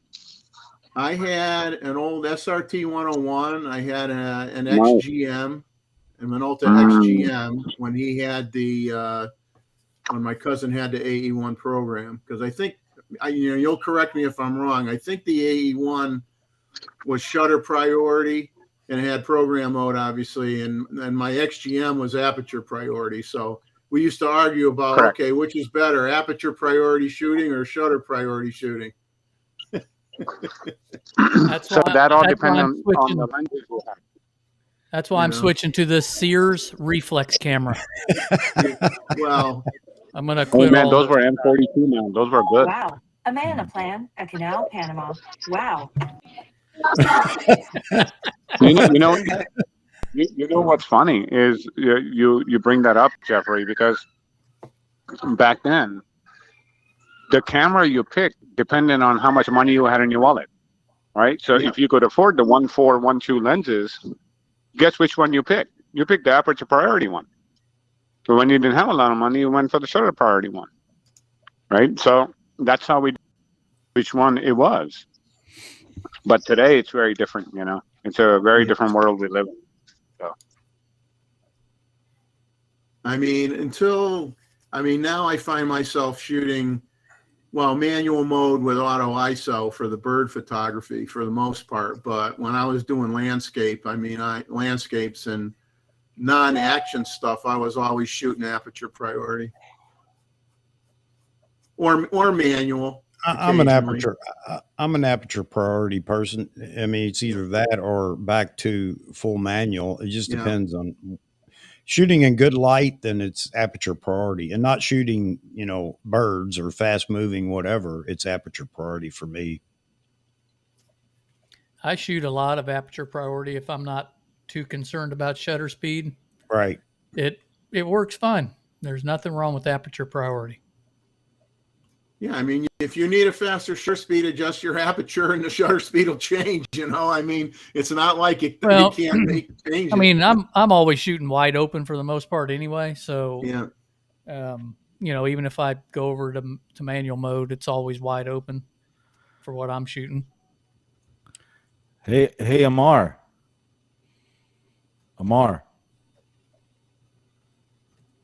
Mr. Amar. What'd you say? Hope you didn't drive that Mercedes in a ditch. You're all right. Amar, I hope you. Oh, it don't go in a ditch. It comes right out of it. That's ditch control. That's an option. Hey, Amar, I was only kidding, okay? Don't take anything personal. Which one? About calling you a troll. I don't take anything personally you say, Brian. Lahagan, you know that. All right, we're just kidding. We're having fun. Yes, that's right. Lahagan's funny. He called me. If I want to call him back, I'll call him back at 9 or 10 at night. He'll pick up. It's pretty cool. He's putting out so much content. I don't think he sleeps anymore. That's why he's wearing the sunglasses. He doesn't want us to see his bloodshot eyes. You know, Yeah. his eyes are actually closed right now, and he's half Yeah. asleep, and he doesn't want us to know it. He's sleep talking. Sleep Thank talking. Yeah. So after I'm done with the live stream tonight, I'm going to send him the file, and he's going to just generate 5 videos for me from it. There you go. Nothing wrong with that. Hey, everybody, hang on a minute. This isn't going to happen, guys. So I'm just going to say it right now, right here, live with everybody in the chat and everybody listening. Amar, there are a lot of people that seem to think that you're controlling and take over in the chat. I disagree. You're just wound up and you're a guy that's having a good time. It comes across wrong, but I'm okay with it. Okay. I want you to know that. For those that are antagonizing him and leading him on to do that, well, just don't antagonize and lead him on. All right. It's our channel, but this is one of those times when I got to step in and say it's my channel. I'll decide who gets to stay on and who doesn't. If it gets out of hand and if it becomes personal, yes, I don't care who it is. If comments become personal between one another, then that's it. We're not going to tolerate that. We got a great community here. Yes, there are times when people get wound up, and I can get wound up, as you all know, and start my rants. But I don't want this. I don't want it to happen. And I'd hoped it would clear itself, but for whatever reason, it hasn't. So, hey guys, I respect you all as much as I do everybody else in the chat, everybody else on the channel right now. Okay. So let's just calm it down. If you don't like what somebody says or how they act, then take a break from it. Get a hold of them, talk to them personally, state your opinions with them. All right. Not here in public in a live chat. And you can always ask somebody, hey, can I talk to you or whatever? Guys, do that. We're all adults and let's just have fun. And yeah, I let Amar bust my chops. I think it's fun, just like I do with him. All right. Well, let's not get out of control here and start hating people because they don't fit our personality or something. It's just not going to happen. All right. I'm not picking on anybody. I'm just saying I don't want it to happen here. That's not what this community is about. If anybody wants to talk about it and talk about it offline, you know how to get a hold of me. I'd be happy to talk to you about it. But it's not going to happen here. And I hate that I even had to jump in here right now. Okay, guys, I respect everybody here, everybody. If I didn't, then I would make some changes. But I'm not going to until you prove to me that you just can't handle or you can't stand or you don't like what's going on. I understand that I may lose some subscribers, for making comments like this from time to time. But that's okay as long as the community makes it. As long as the community thrives, that's what's important to me. So I'll leave it at that. No chastisement on anybody. But if you want to talk to me, you know how to get a hold of me, my email, and we'll link up on the phone or whatever it takes to actually work through this. My first suggestion is go to the person you seem to have an issue with. Talk to them first. That's what we do as adults. All right, enough said. Sorry to break all the fun we were having, but let's try to pick it back up. I've got a question for Amar.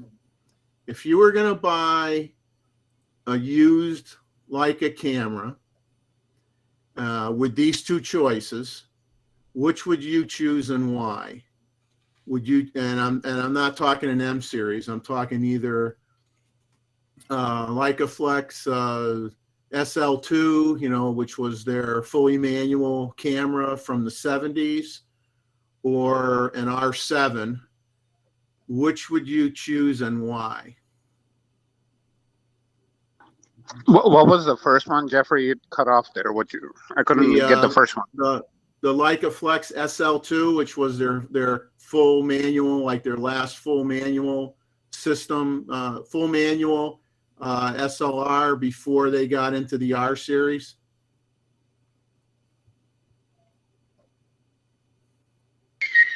So I would go with the full manual if it's definitely been calibrated for sure. That's the big thing.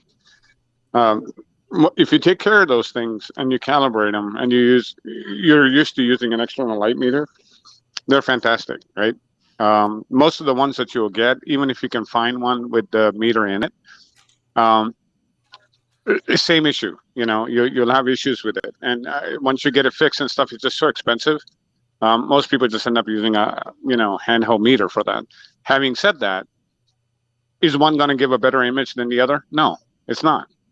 Because at the end of the day, the film is what drives it, right? Because that film is, you can put in either camera and get great results. And the final thing is the lenses that you put in front of it. So if you can go all manual, like my favorite all-time film camera is the Canon F1. The reason why, that thing can run without batteries, by the way. Yeah. It can run without a battery. And it's not reliant on anything else. Now, obviously, you can't shoot flash and stuff like that. You need a battery for that. But you can still. The R7 actually uses 4 batteries. Yeah, exactly. So we're so dependent on powering these units because they've just been so technologically advanced. When you get a machine like that is so dummied down, it forces you to really sit down and actually do photography for once, rather than the camera do it for you and you just hold the button down. And some people are going to find that comment arrogant, right? No, I used to joke around a lot. That. I mean, I'm shooting manual when I'm shooting my Raleigh Flex, right? Or, I don't have a problem shooting full manual and getting on a light meter. I have no issues with that at all. Well, the funny thing with all of this is, Chuck, to the statement you just made, I used to joke around a lot. If I charged every subscriber or every person watching my videos or any videos out there, if YouTube started to do that where you had to pay to write a comment for every comment, I guarantee you the comments that people write would really change. Just because it's free, they just feel they can unload and say and do whatever. I mean, I come off the way I do. Oh, go ahead. No, I know you do. And that's the whole reason I brought this up. And there are people, there are personalities that I can't deal with, not here in my stream, but there are personalities other places that I can't deal with. But I choose not to try to strike out or to, make them feel lower than dirt or whatever.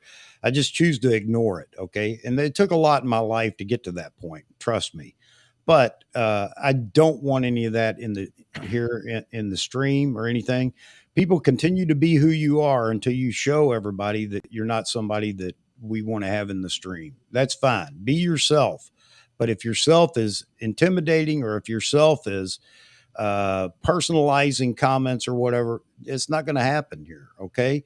And I think we're good now. I don't want to continue down this path, although I've got an email here that I'm going to make a phone call here in just a second. So, but let's just leave it at that, Amar. All right. Just leave everybody to think about, whether they enjoy this or not. And we're just going to stick with that, buddy. All right. Yeah. I was looking Sounds good. I was looking at like I said, the manual SLR Leica Flex, and there's not a lot out there. There's a handful out there, but it's just like when I buy any old camera, it's really hard to find one that is being honestly represented by the party who's selling it. And that's not always because the person's trying to pull one over your eyes. Lots of these cameras that people sell used, especially if you go on something like eBay, they just picked, it was their grandfather's camera, or they picked it up at a tag sale and they're just trying to flip it and make some money, and they really know absolutely nothing about the camera. So when they tell you, oh, looks like new, run, blah, blah, blah, everything you got to take with a grain of salt. The last older camera I bought, I actually bought a used, let's see here. I don't know if anybody remembers these. An old Raleigh 35 LED. You could put this in your shirt pocket. It's like the size of a pack of cigarettes. I got that from KEH, and I got this, and this thing had like one little scratch on the bubble where the frame counter was. I saw this same camera. Someone was selling it in a box on Etsy, and they were trying to get literally 4 times the amount of money than what I paid from KEH with a 90-day warranty.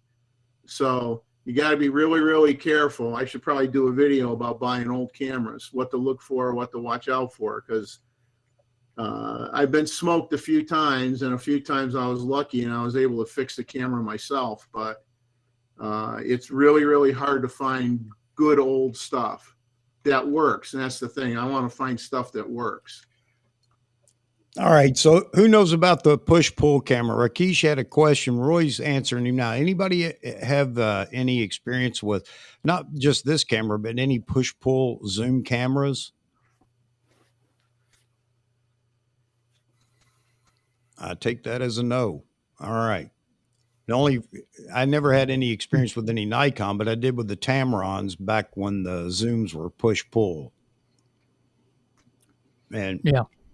Well, the only thing is it's just like when you have something that doesn't internally focus, and you always worry about whether you're going to suck dirt into it and water. And So that's what Roy's saying, and I think the same thing Paul Connors is saying. Yeah. Yeah. But maybe you call those lenses like fair weather lenses. You wouldn't want to take them out in the rain. Okay.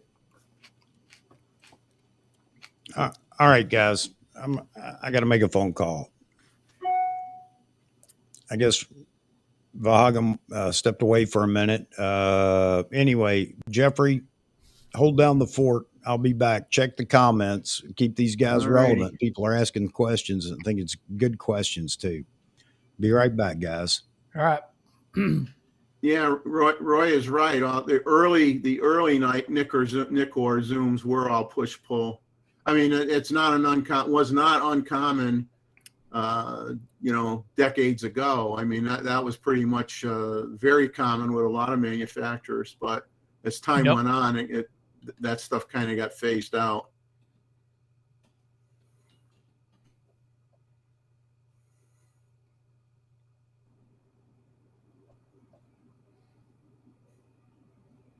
Yeah, no, and they'll take good images and great images, and that's, to me, that's not the issue. It's just more of, if you want to, like, some people just get those and they get really, really scared about sucking in dirt, and if you're like shooting in the Sahara Desert and you really want to use a lens like that, I'd be really scared to use a lens like that. By the time you got done with that week trip, it would all be gritty inside and probably wouldn't even push or pull anymore. So you just have to look at the conditions in which you're shooting, where you shoot, what's the environment you shoot in, and that would be a factor in what kind of lens you want to buy. Oh yeah. And, if you have the extra money and you're going to not be a fair weather photographer, and you're not going to go to the desert, or or places where you're going to be playing with the raindrops, then it doesn't matter.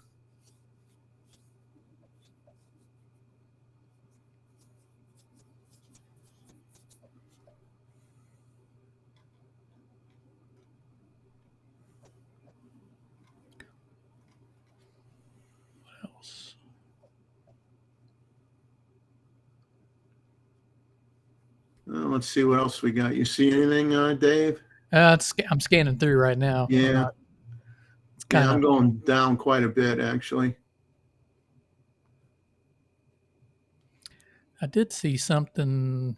Oh, yeah. There was something down there with Steve Land mentioned about aperture priority. I guess he's saying it's a must for outdoor wedding where wild swings and light. That's a lot of times. That's why I use aperture priority too. If I'm having a constant lighting's changing on me when I'm trying to shoot some birds, it definitely comes in handy for that.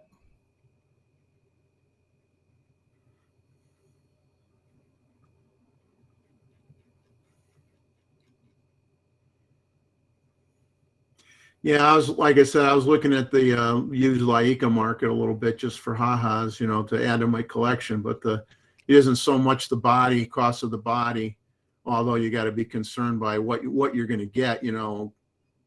Is it what they say it is? But the cost of those lenses. I mean, I'm one that if I buy a certain camera, whether it's for daily use or collectible use, I'm going to want to put the brand lenses that the manufacturer made, for that camera. So obviously Leica glass is not cheap.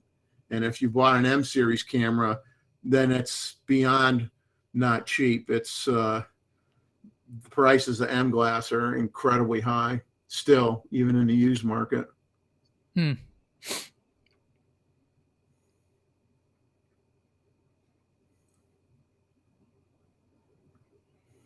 I'll tell you, one of the one of the sharpest zoom lenses I've ever had, other than Nikon zooms, was a Sigma 150 to 600. I used to shoot way back when I first started, like when that lens first came out, and I had it on a D500. That thing was actually, with the D500, was a great combo. Didn't they have like the same, didn't they have some, I don't know, they may even still make them today. Didn't they have some zoom lenses that they rated, like one would be called the sports lens and another one was different? They did. And what's really the difference between the two? Build quality. So I had the 150 to 600 contemporary, and they also had a sport version. It was heavier, better weather sealing. But I'll tell you, I've shot both because I had both, and I ended up getting rid of the sport because my contemporary version seemed sharper. And I don't know, maybe I had a bad copy of the sport version, but my contemporary one was sharper for some reason. Now, how much more expensive was the sport version? You remember? Extensive. It was heavier and built. It was built better. Okay. I think it had some more metal in it, less plastic. I can't remember for sure, but it was definitely heavier. Had a better hood on it. But other than that, I think maybe it focused a little faster. I can't remember. Seemed like it was maybe quicker at focusing, but my contemporary produced extremely good photos. I shot that for a long time. Until I bought my first prime, then I was like, "Oh God, I'll never go back to that."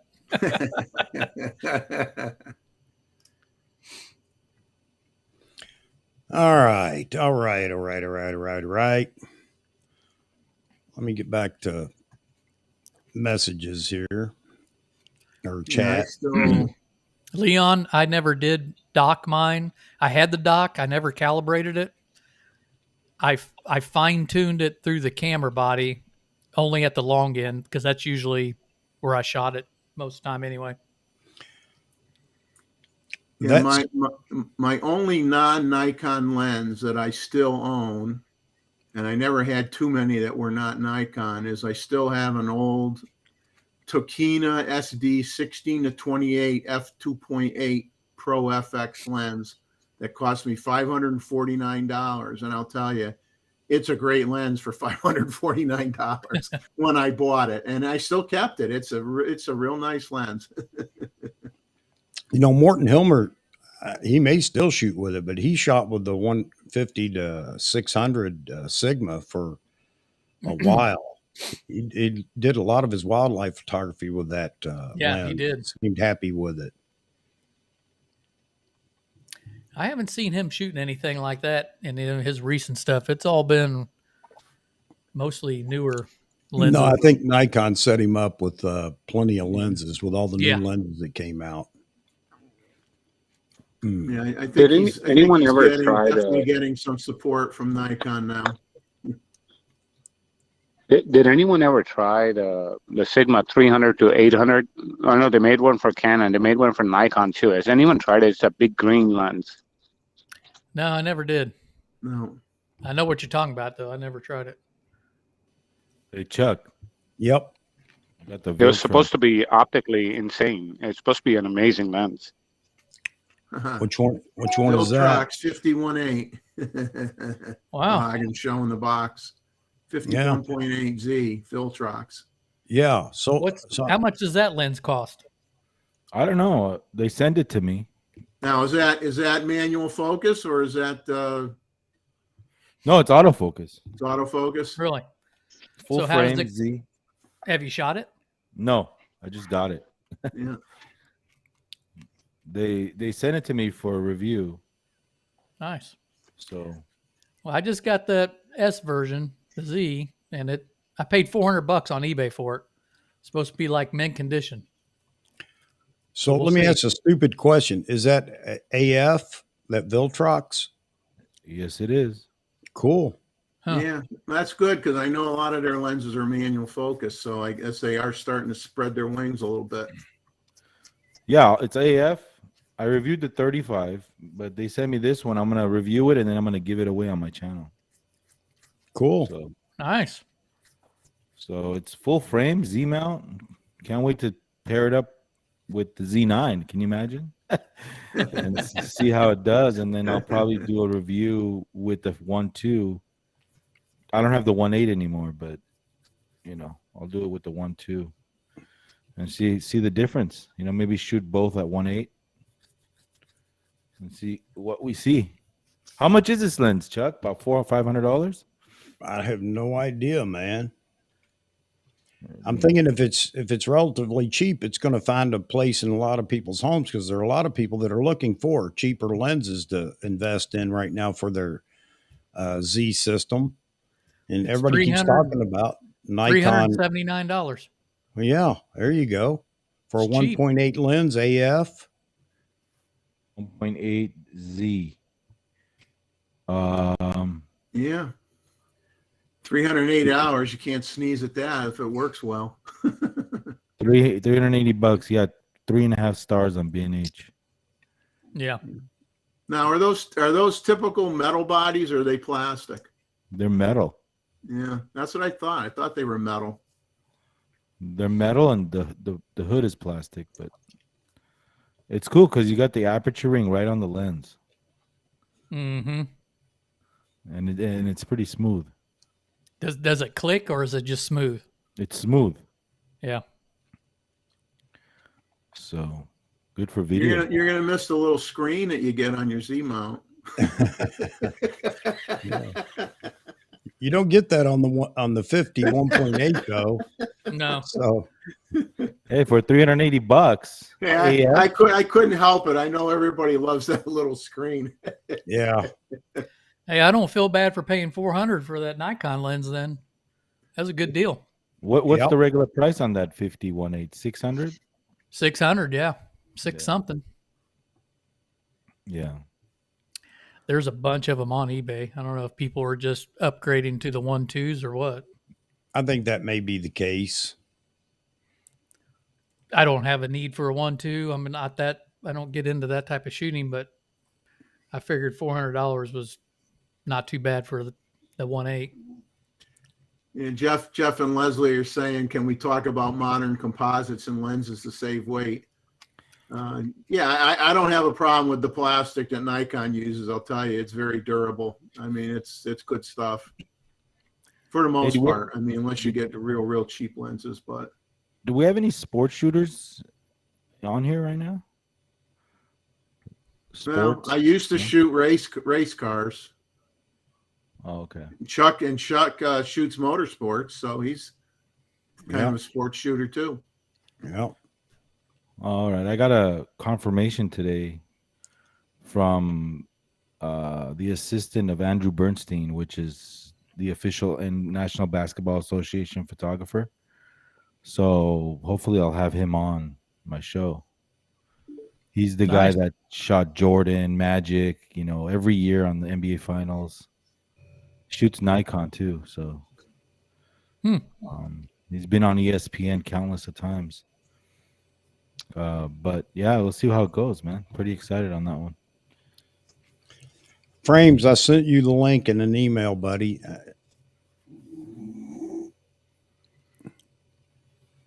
Well, it's interesting. The old, I know I'm, heaven forbid, Amar must be getting, ears must be smoking with me talking about Leica cameras, but the old Leica bodies, even the M series bodies and everything, I mean, they were brass. They were predominantly, brass bodies, and they all weighed a ton. I mean, if you took the, like one of the last old design Leica cameras and weighed it against a Z9, you'd probably be shocked how much that Leica weighs. I mean, Mark could probably speak of the weight, but nobody complained about the weight with those cameras. They talked about how durable they were and how well built they were to this day, and they were not lightweight cameras by any means. Yeah. You know, that's the other thing. We get into the weight thing, you know. Yeah. I mean, this is just it was out of control earlier, but people have calmed down a little bit. I mean, I never saw the need for, you know, if I'm going to make a choice on a lens, one was 610 grams and the other one was 590 grams, and I'm going to choose it because it's lighter. That just never made any sense to me. So I think people were getting too wrapped around the axle with weight or whatever. Yeah. It was getting ridiculous.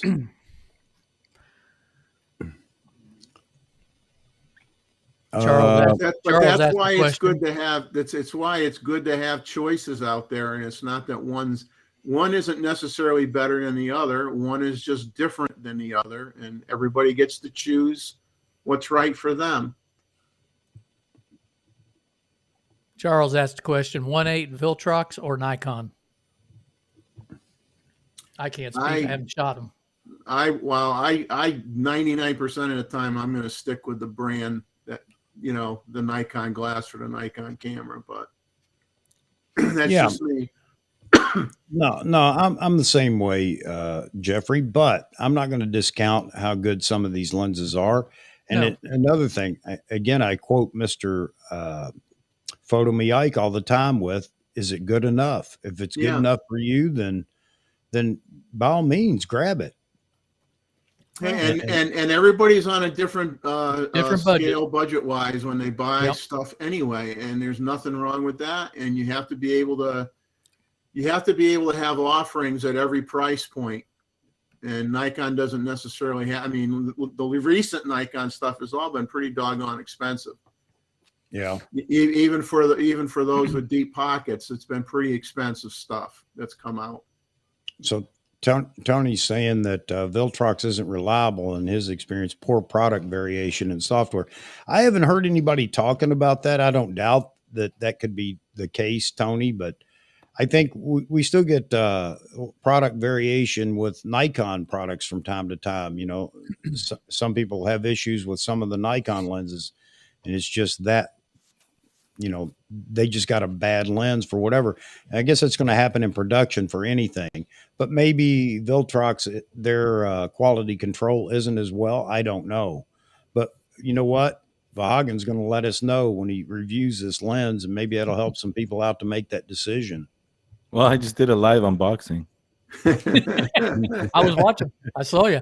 Well, I get nervous when you hear people, professionals say, sometimes it's Nikon glass, it's everybody. They'll say, I had to get four lenses before I got one that was good. Well, that's scary. You shouldn't have to get every lens you buy. If you got good quality control, every lens you buy from Nikon or Canon or Fuji or whoever, Sony, they darn well better be good. You're not paying pennies for these things. I mean, I think that's insane. Every time I hear somebody say they have to buy four of something to get a good unit. I would agree. I would agree with that. No doubt about that, because Nikon has more at stake, Tony, no doubt about it. And their quality control testing has to be much higher than, you know, some third-party lenses. Oh, yeah, sure. No doubt about that. So, Vahagen, how's the, out of the box, since you've had the other one, the Nikon version, how does the build quality compare? Dude, this is solid. They look like they're, I like the way the Viltrox lenses look for some reason. Yeah, they look kind of sexy. Yeah, they're neat looking. For a lens, that is.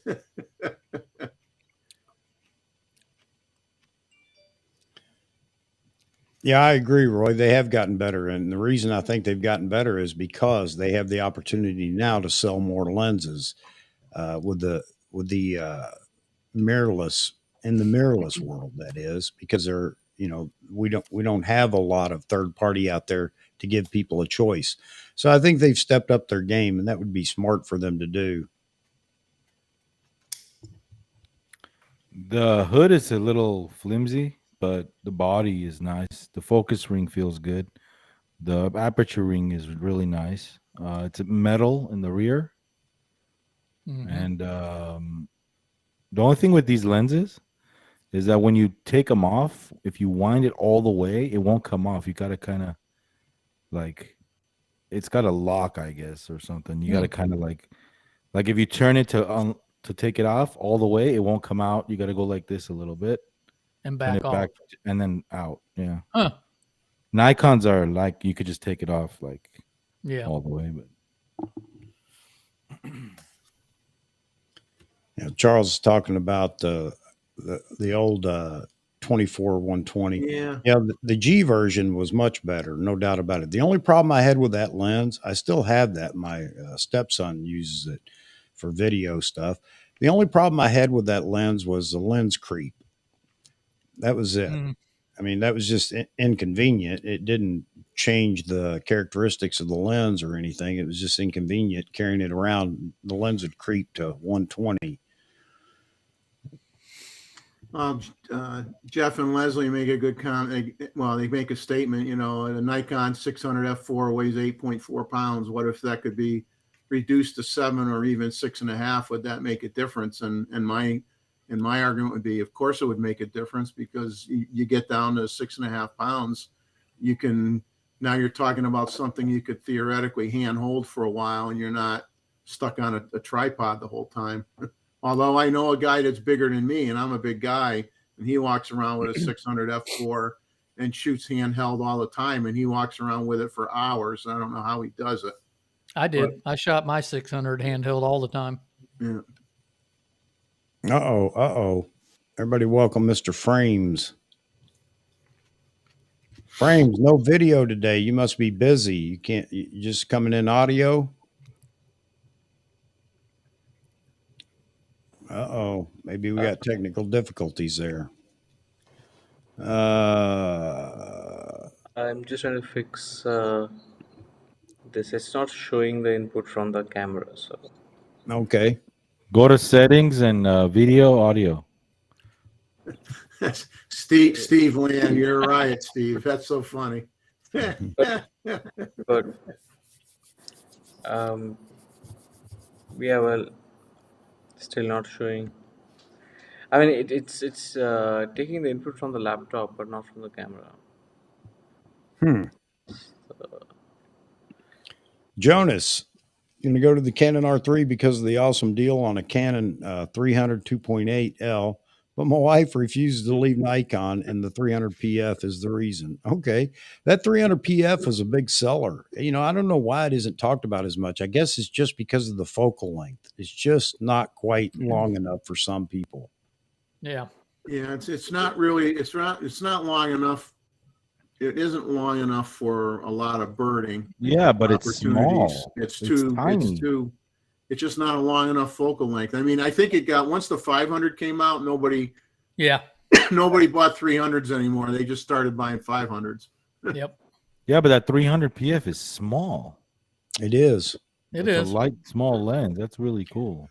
A lot of people love the old 300 f4, so much.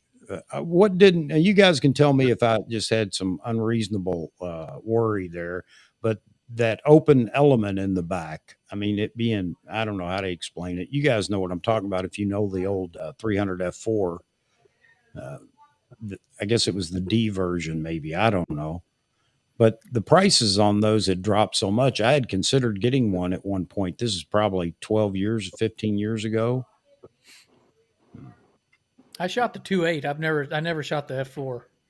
I had a 300 f4, but it was probably the what their later version was, when I had it. Yeah, the D500 with the 300 PF on it's good enough for a lot of birding. Yeah, that's a nice match right there. Small package and 450 millimeter. Yeah. Yeah. I used to shoot the 300 2.8 on my D500. 300 though on full frame isn't enough. No. But you're right, on an APS-C sensor, it's fine. So Leon's saying the 300 PF had VR issues at low up to 100 or 1/250th of a second shutter speeds.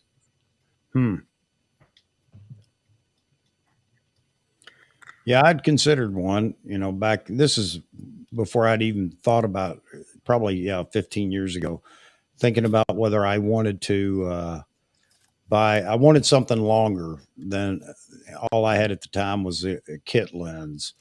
And, what was that?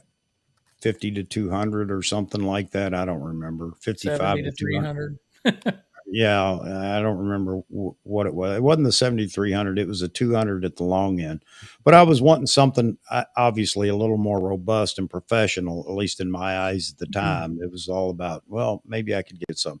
The 300 PF really, though, when it came out, I was really thinking about that lens.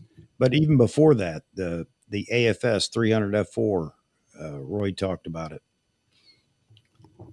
What's going on? Frames? He's working on fixing his setup there, I guess. Man, Jeffrey had some trouble today.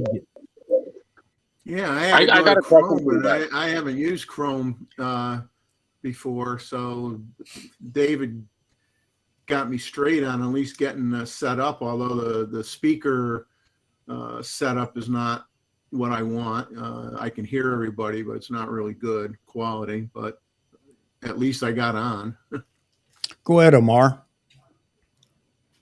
So I had a question for everyone, obviously that's on the panel and in the comments. Do you guys ever shoot portraits, environmental portraits with a 300, like a 2.8?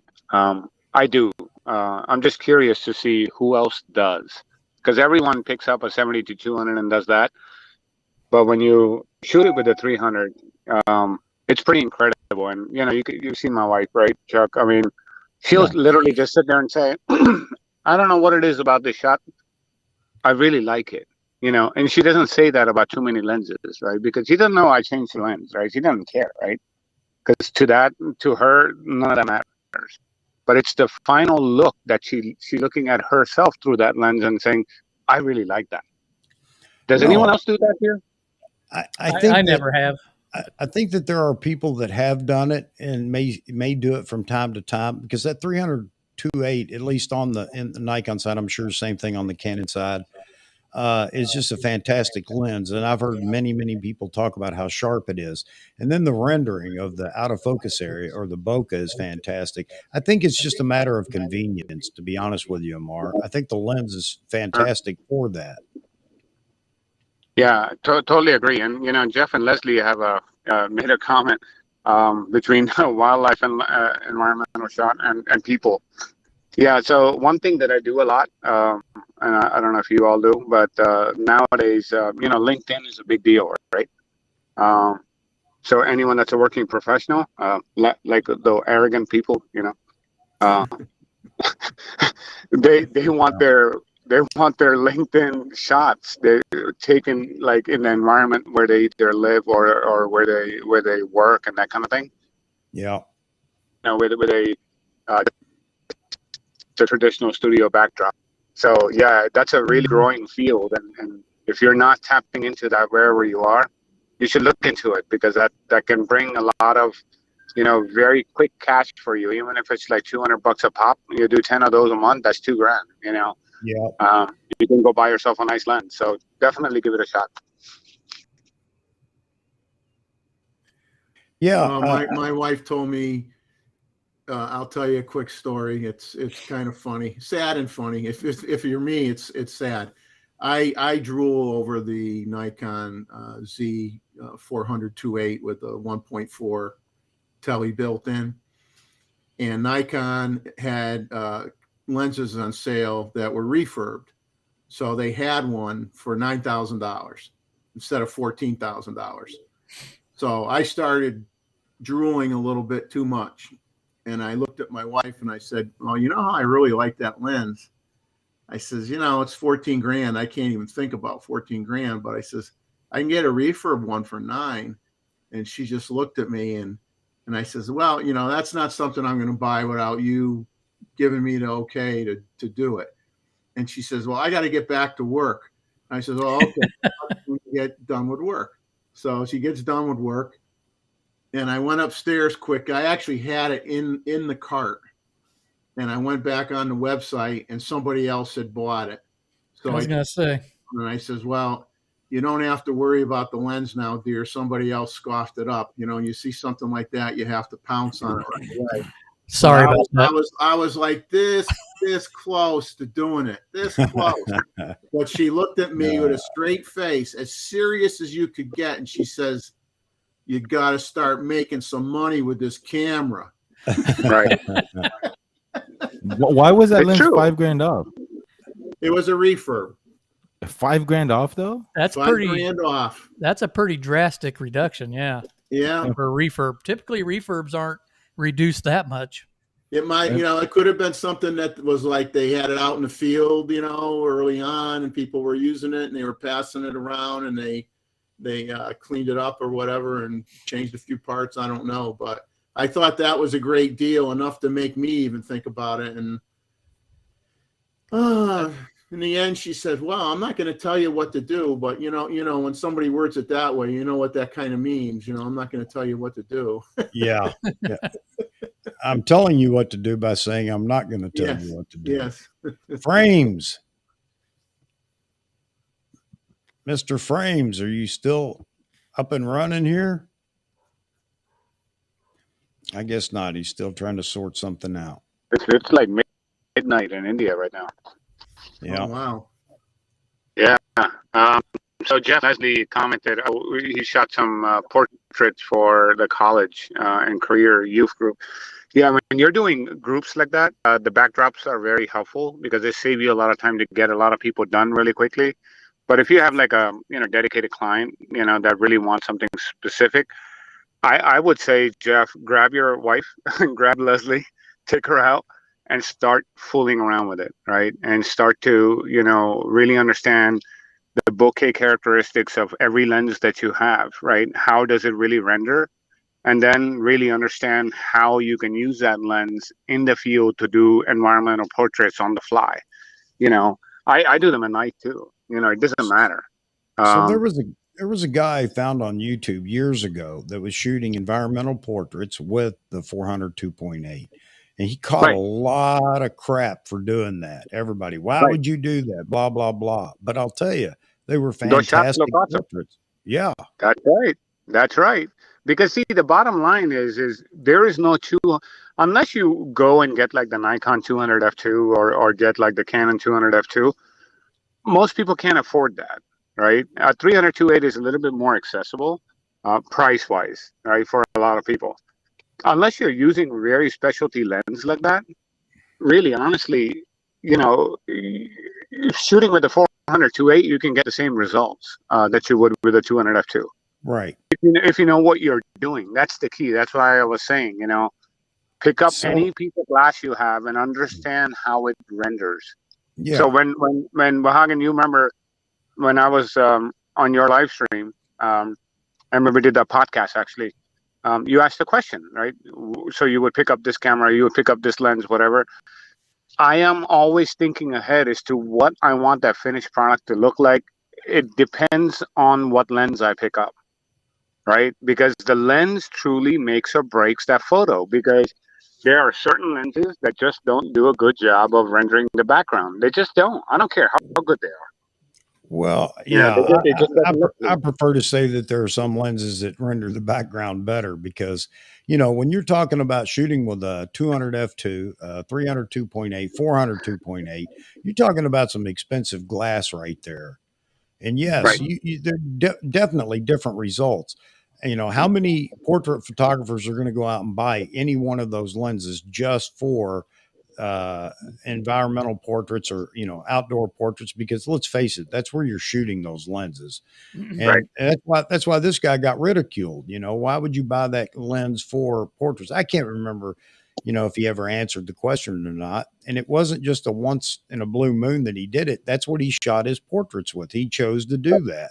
Right. And, He built his and branding around it, and I know exactly who you're talking about, right?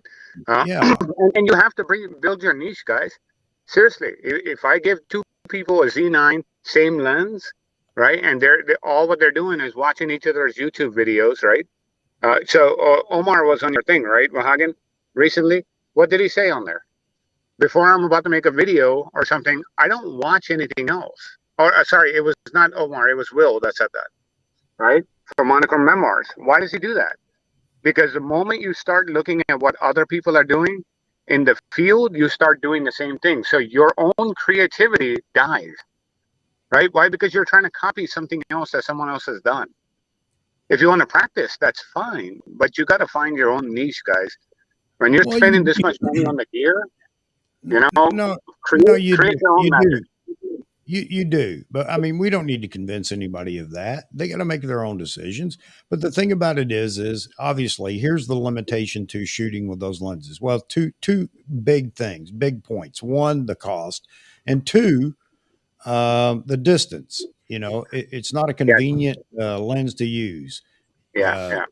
for shooting a model or shooting somebody else or whatever. But there's nothing wrong with doing it. I mean, all the way to the point of Matt Irwin shooting portraits with the 800 PF. Absolutely. Why not? Well, that may be exceeding it a bit because I think he was like a block away trying to shoot full length portraits. Maybe you wanted to see if you could shoot one from New York across the river to Manhattan or something. I mean, no doubt it was kind of not a spoof, but he was just, let's do this, or whatever. But no, I doubt anybody, okay, and I could be wrong, but I doubt anybody's looking for that 800 PF just for portraits. Yeah, they're So not. it You're might correct. not have been the best advertisement for that lens, but it goes back to you can do it. Yeah, I mean, so I'll answer Steve. It wasn't Steve. It was Roy that asked the question. It was that made a comment. You're right, Roy. Most people would shoot at a 5.6 and f8. I typically shoot the 300 2.8 at f4. Right, you stop it down just a little bit, and it looks incredible, and just get enough distance. I don't need to shoot at a 5.6, and it's enough to really get that. And the 200 f2. I don't know if you guys have ever shot that lens before from Nikon. It has the most dreamiest look, right? Same thing with the Canon one. It's like magical. You can't explain it. It is, and I've told people that if you'll look for reasons to shoot that lens, but again, Right. it's not the most convenient lens to use. Yes. But you'll look for reasons to use it just because of the rendering. You're absolutely right. Yeah, I And go for the rendering more than anything else, really. I shoot it wide open, by the way. That's the reason that's one of the things that I love about that lens. It's not all about everything being sharp. I mean, it's plenty sharp, wide open. But You the have other one? thing is, yes, I have one. Vaughan has one. I did not know that. That's really Yeah. awesome, man. And the other thing about it is when you're talking about these longer lenses and shooting wide open, you can do that because your depth of field gets so much greater the more distance you are from the subject, as you know. But a lot of people don't think about that, You're not going to get lot of just people the nose really, in focus. yeah.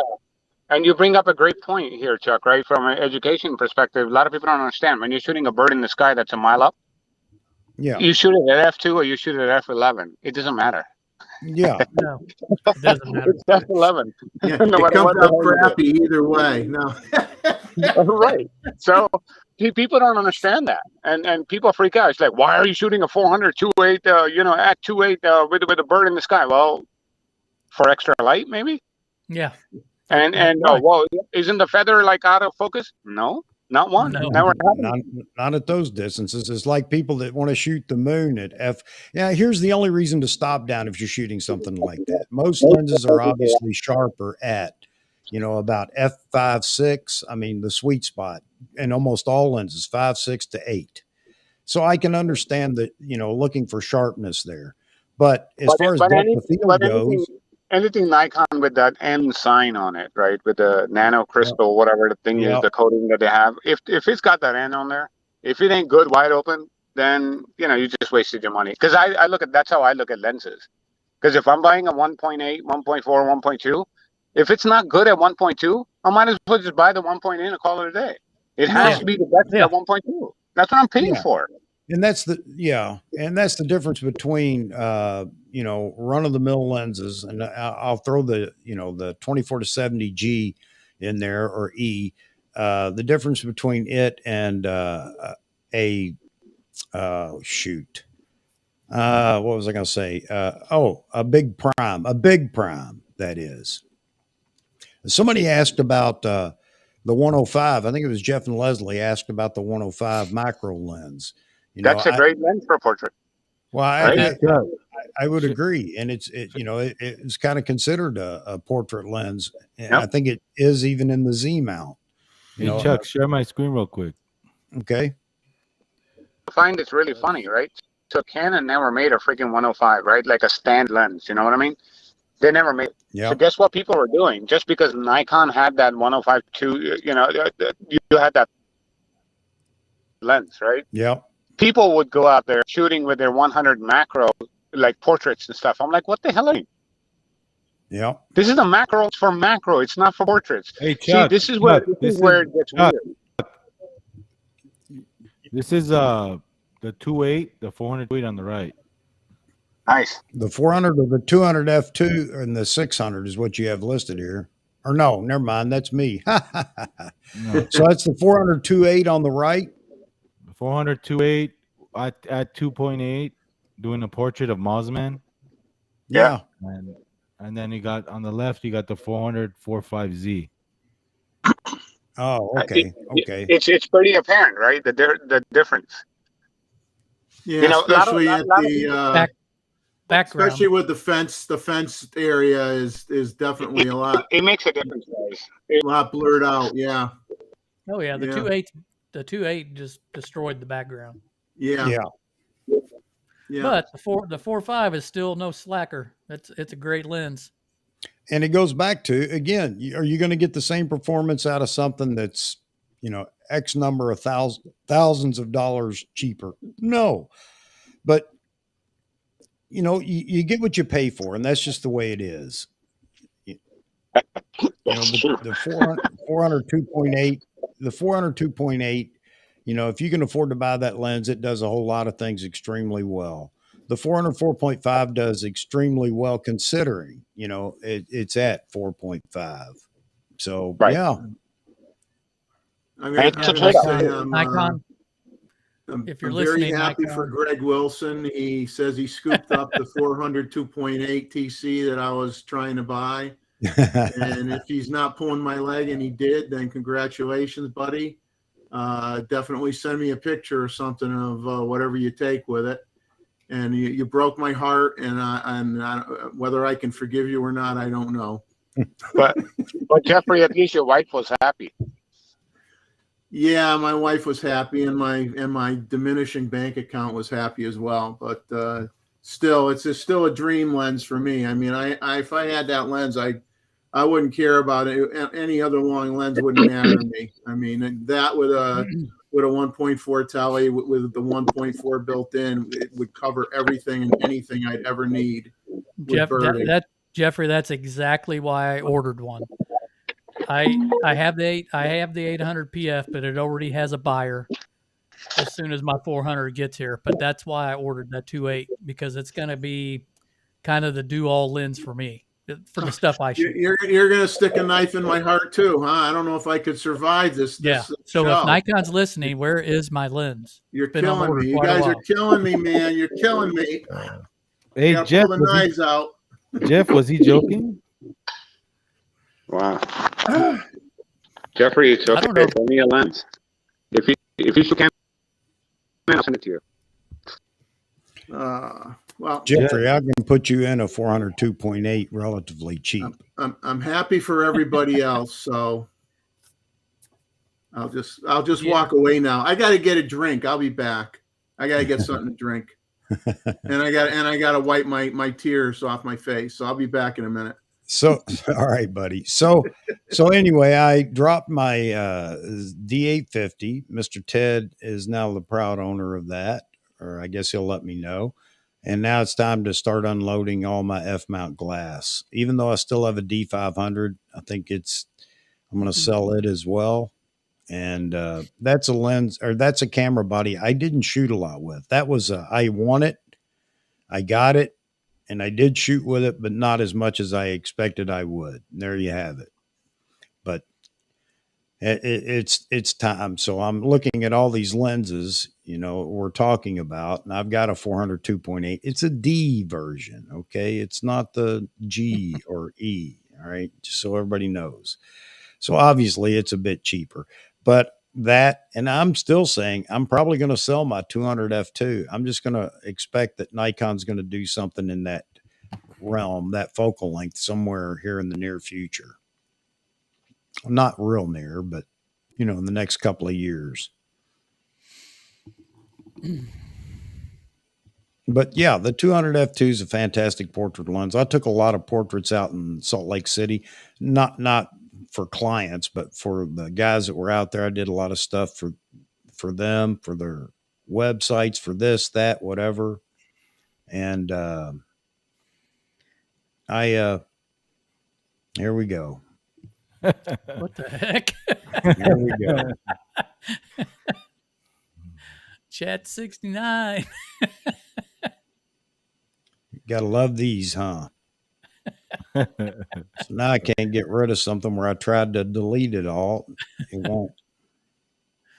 That's funny. But Steve knows. Steve has a 600 f4 with that lens is awesome, man. Oh man, it is. I had the FL version. And, yeah, that's the one you sold it. Yeah, I sold it in preparation for this 400 2.8. Oh, okay. Steve's saying the same thing. Yeah, Dave. That's exactly why. That's the only reason I sold that lens. That I was looking. I told you earlier I was going through my Lightroom catalog the last few days. Yeah, and I pulled up a bunch of photos I took with that 600, and man, was that thing tack sharp. Oh yeah. How much you get for it, if you don't mind asking? I think I've sold it to MVP, and they gave me, I think it was $9,000 for it. How long ago? A little ways back. I'm sure, I don't know what they're going for now. What's MVP? Is that like a? It's kind of like KEH. Yeah. Okay, so you sold it to a middleman. You didn't. Yeah, I did. Yeah. Okay. I put it out there for, the bad thing with those lenses, it's hard to find buyers for those lenses just because of the price of those things. Because I had it for sale for quite a while and just had no luck. I reached out to MVP and KEH wanted to undercut me big time, and there was no way. Oh, okay. So MVP was really easy to deal with. MPB, if I'm saying that right. I don't know if I misquoted. Yeah. So was Jeffrey serious when somebody said that they bought that lens, the $9,000? They were joking. They said in the comments. Okay. Yeah, it was in the comments. I think that was like a typo. You can't like. There's no way.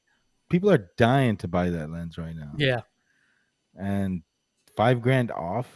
Yeah, that must would have had some kind of defect, or the front element was cracked, but they could just like refurbish that and replace the glass. I mean, sure, right? But not sell it for $9,000. That's awful cheap.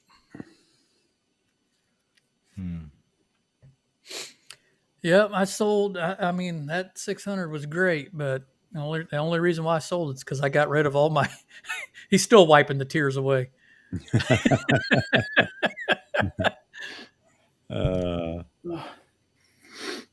And that 600 f4 FL version is fairly light lens for as big as it is. It is a light lens. Yeah, you can handhold that. No, I mean. Oh yeah. I did with brakes and stuff. You can do it. Yeah, this is one of those things. You get that. You save or whatever, and you buy a lens, whatever it may be, and then you just never want to get rid of it. I feel the same way about that at 200 f2. I got a great deal. I bought it new old stock. So it never been opened. And this is because this is after the version 2 had come out. VR2 came out. So I have the VR1. New old stock in the box, never opened, and I got it for excuse me, for $3,500. So I couldn't beat the price at the time. That's a good And lens. I mean, I don't want to get rid of it, but I do. I'm just not shooting with it as much anymore. I think I'm getting a little bit smarter about what I'm what I'm going to keep around. You know, what I want. My wants are changing. hey Jeff, look what you I- missed. I made money on that 600. Actually, I bought that lens from a friend of Moose Peterson, and cool. he was it was on eBay, and he basically just gave the thing away, and I snatched it up real quick, and I actually made a couple grand off selling that lens. Well, that's good. That's What good. year did you buy it? You know, I don't remember for sure. I was trying to go back to my purchase history and find it, but I can't find it now. It was several years back. It doesn't show up in my purchase history. Mr. Frames. Did you get it all sorted out? Now do the audio thing with the little settings. Hit the settings tab. Go to audio. I like Greg's comment. The 400 2.8 sold cheap because Tony used it. This looks real familiar, like the beginning of the stream with Jeffrey. Yeah. I tell you, I've never had to try to use Chrome before. I always was okay using Safari until today. I was having trouble with Safari, so I always use Chrome now for live streaming. So we got your video, but not your audio. Go to your settings. We hear something, but I think it's your laptop. Well, wait a minute. Say something so we know how loud it is. Or yeah, I think he's we can hear him, but it's just not very loud. Yeah, if on a scale of 1 to 10, volume wise, you're Okay. like a 1. It's the mic, because I can hear everything close to. It's using your camera or your computer Yeah. mic or something. That's Yeah, what I'm that's saying. loud. If he goes to settings, Right. Okay. The settings is not. there you go. Then I can hear me. Echo.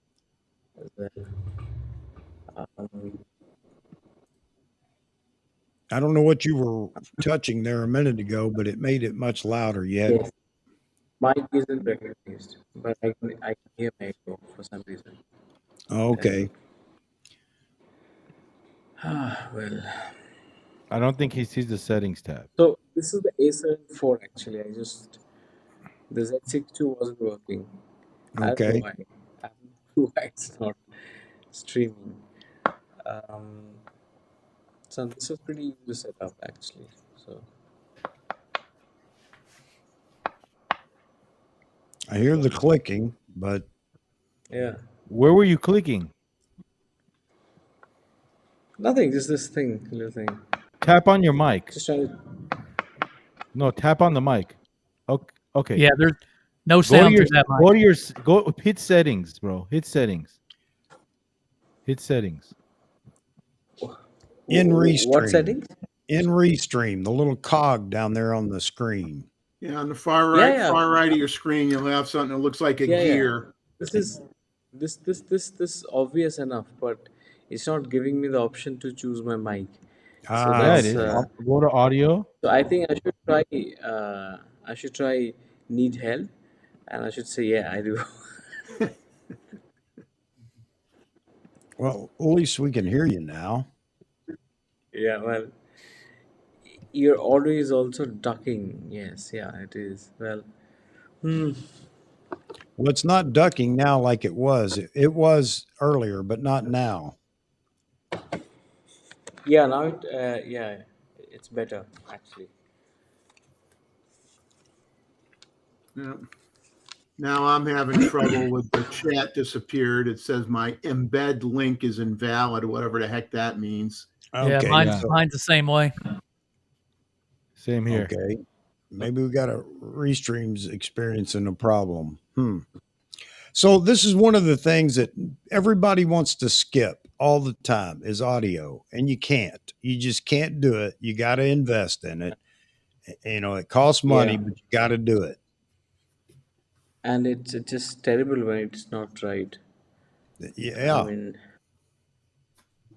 No, we could Well, hear you though. It's Greg, good. I'm glad. I guess I'm not glad you were kidding with me because I hope that you got lucky and were able to get it. But I love you, man. Even though you picked on me, you got me good. I love you. Mhm. who picked on you, Jeffrey? Greg told me that he scoffed up the 400 2.8 on Nikon's refurb sale for $9,000 when I was trying to get it. And when I checked, it was gone. And he said, I got it, Jeff. But he was picking on me. But that hurt. I was hurt. My heart was hurt. And then David just ordered one. So I'm happy for him. But Well, not just ordered months ago. do you have it or no? No.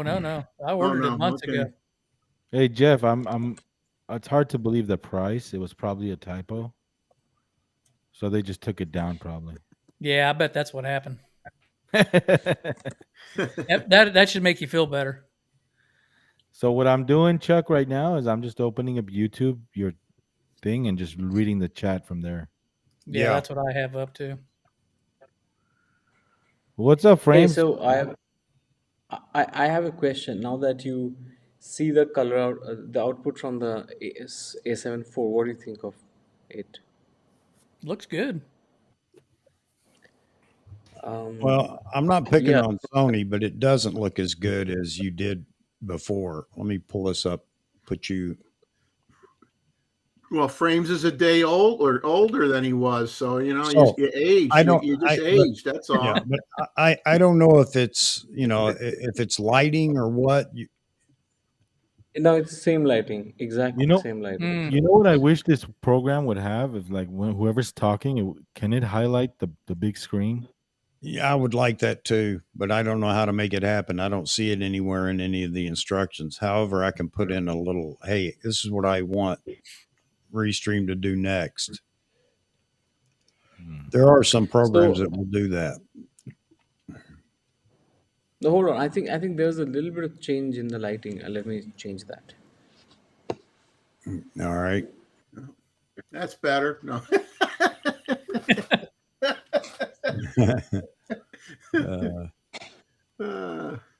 I'll drink to that. Thanks, Jeffrey. I think Well, you're adding the blue Yeah. light So I'm helps, drinking Coke. It's having a funny effect on me. This Coca-Cola. but so if your lighting hasn't changed intensity wise, then you're on the Sony, you have a different setting. Maybe ISO is a little bit higher or something because it's definitely brighter. It's not that cinematic Could be. look. Could be. Plus, you get to edit in post. Yeah, So that's true that's too. That's right. That's right. I'm taking. Yeah. I wasn't taking that into account. You're absolutely right. but it's a.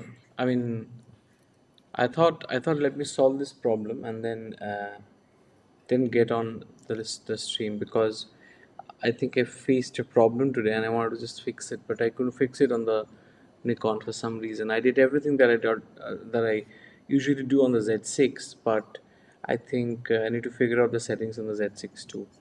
I usually don't use it, but then Vagan one day said that he really liked the output from the Z6 too on a video, and I Yeah. thought let me change it. And, yeah. Well, So, buddy, but it looks fine. It's just not what I'm used to seeing in your video. So, and that may be the bigger explanation as to why is, you're Yeah, editing. if you're doing post processing, that may be why. Yeah. Hey, I got a question for Frames. yeah. What's next for you? What are you working on? He's going to reveal his sources for all his Nikon information. Yeah, well, so two questions, actually one question and a provocation. So on the provocation gets the first attention. Uh, Uh, so I think what I'm getting to here is that um, the Z8 may not be next month. Right? So I was asking, can I sell off my camera guy? Can I sell off my Z6? He said, hold on to it, give it a little bit more time. I said, how many months? He said, how much do you need to sell it off? I said, I need at least 30 to 40 days to get a good deal on the camera. It's like, okay, give it a month more. So I'm calculating now, I guess November end. And we'll, the silence has fallen over the crowd. we'll see. I'm hanging on to October, man. I'm hanging on to October. I want it to happen in October, but so and on the question from Vagan, what's next? So I've been planning to do a few like videos on where I kind of simplify some of the technical aspects. Maybe not, don't want to sound uh, you know, but yeah, a few technical aspects. For example, like this whole idea that the bokeh, the amount of bokeh you see, how that relates to your sensor size. I think a lot of people, especially Tony, has added a lot of confusion to it. When he talked about um, uh, that you have to apply the crop factor on your crop sensor uh, body and also the lens, so that you can understand the equivalence of bokeh as well. I think that's completely incorrect, so I'm going to do a video on that. No, it's not what I think, it is incorrect. So the way he talked about it. So I'm going to do a couple of videos on that. So I thought that area of conversation is very interesting. I think you can spend more time on that. Okay. And then I'm realizing that I'm getting drawn to a lot of Charles. Sorry, well, there's a problem right there. I see. So I think I'm getting drawn to a lot of rumors and just this propensity to do a lot of rumor videos. I think it's not good for health. Yeah, me too, So man. I'm like, I kind of said, you know what? Let me just take a step back and just do my thing. You know what I mean? Don't worry about the news. Don't worry about new cameras. Work on what I have, and I think we're getting too wrapped up with this talk, man. but at the same time, I think I I found it really funny. Some of the comments on my last video. Uh, doesn't matter who. I mean, people seem to have problems on the fact that I thought of this Z1. Vagan thought of the Z1, and so a lot of people understood the point. A lot of people thought that it just we're not making sense. Someone I think mentioned Chuck, Vagan, and me saying that we three are, picking up the storm. Let me try and find that comment. Um, it's a. I found it to be funny because. Oh yeah, okay. Uh, these musings about specs are just silly after a while. Could be. Who needs 119 frames a second for stills? Honestly, that's. I mean, that sentiment is correct. So then cameras will go there. I mean, you can't. And when you have that option, you'll go for the option. You'll go for the product that's brutally fast.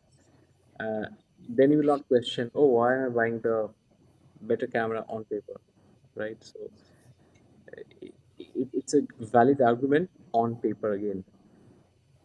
In reality, if there's a great camera which is better in everything, even if you don't want it, if you don't, even if you do not need it, you will want it, and that's the whole point. I think that's why we talk about the more things, right, Chuck?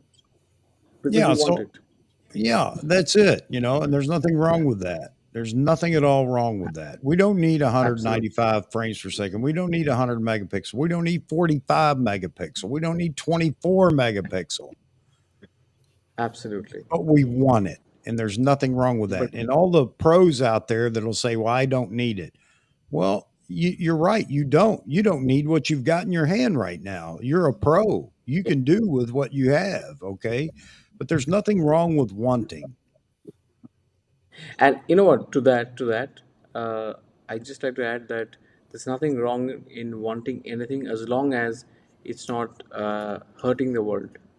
I mean, it's not adding to extra pollution, Yeah. to air And it pollution, isn't. other pollution. It's fine. You can want it. It's Yeah. right. And it isn't adding to anything other than some people just don't care about it. Okay, I get that. But why don't you bring up some of the things that are important to you so I can say, I don't care about that? Hey, You frames. know? What's that? Oh, I see. Isn't that a heavier lens though? I No, mean, it's about the same size. You A probably little. can't carry it all day frames. It's 659 grams instead of 650. It's a little heavier probably than the 1.8 Z. oh, you're in form today, Chuck. No, I think the Nikon Z mount one is about 420, if I'm not mistaken, around that. Okay. So I here you go. There's the difference between those two lenses. I shouldn't carry this. It'll wear me out carrying this all day long in my pocket. No, Chuck, I disagree. No, Are you being sarcastic, Chuck? Is that a sense of sarcasm that I A hear? bit, a you bit, a you're, bit. you're still in a much colder country, Chuck. Trust me. Yeah. In a Well, much dustier, hotter climatic condition like in India, it's difficult.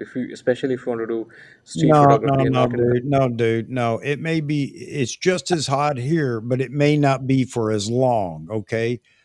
Hey, Yeah, 110 degrees with 80% humidity is as hot as anywhere else in the world. It just doesn't last all year long. Okay.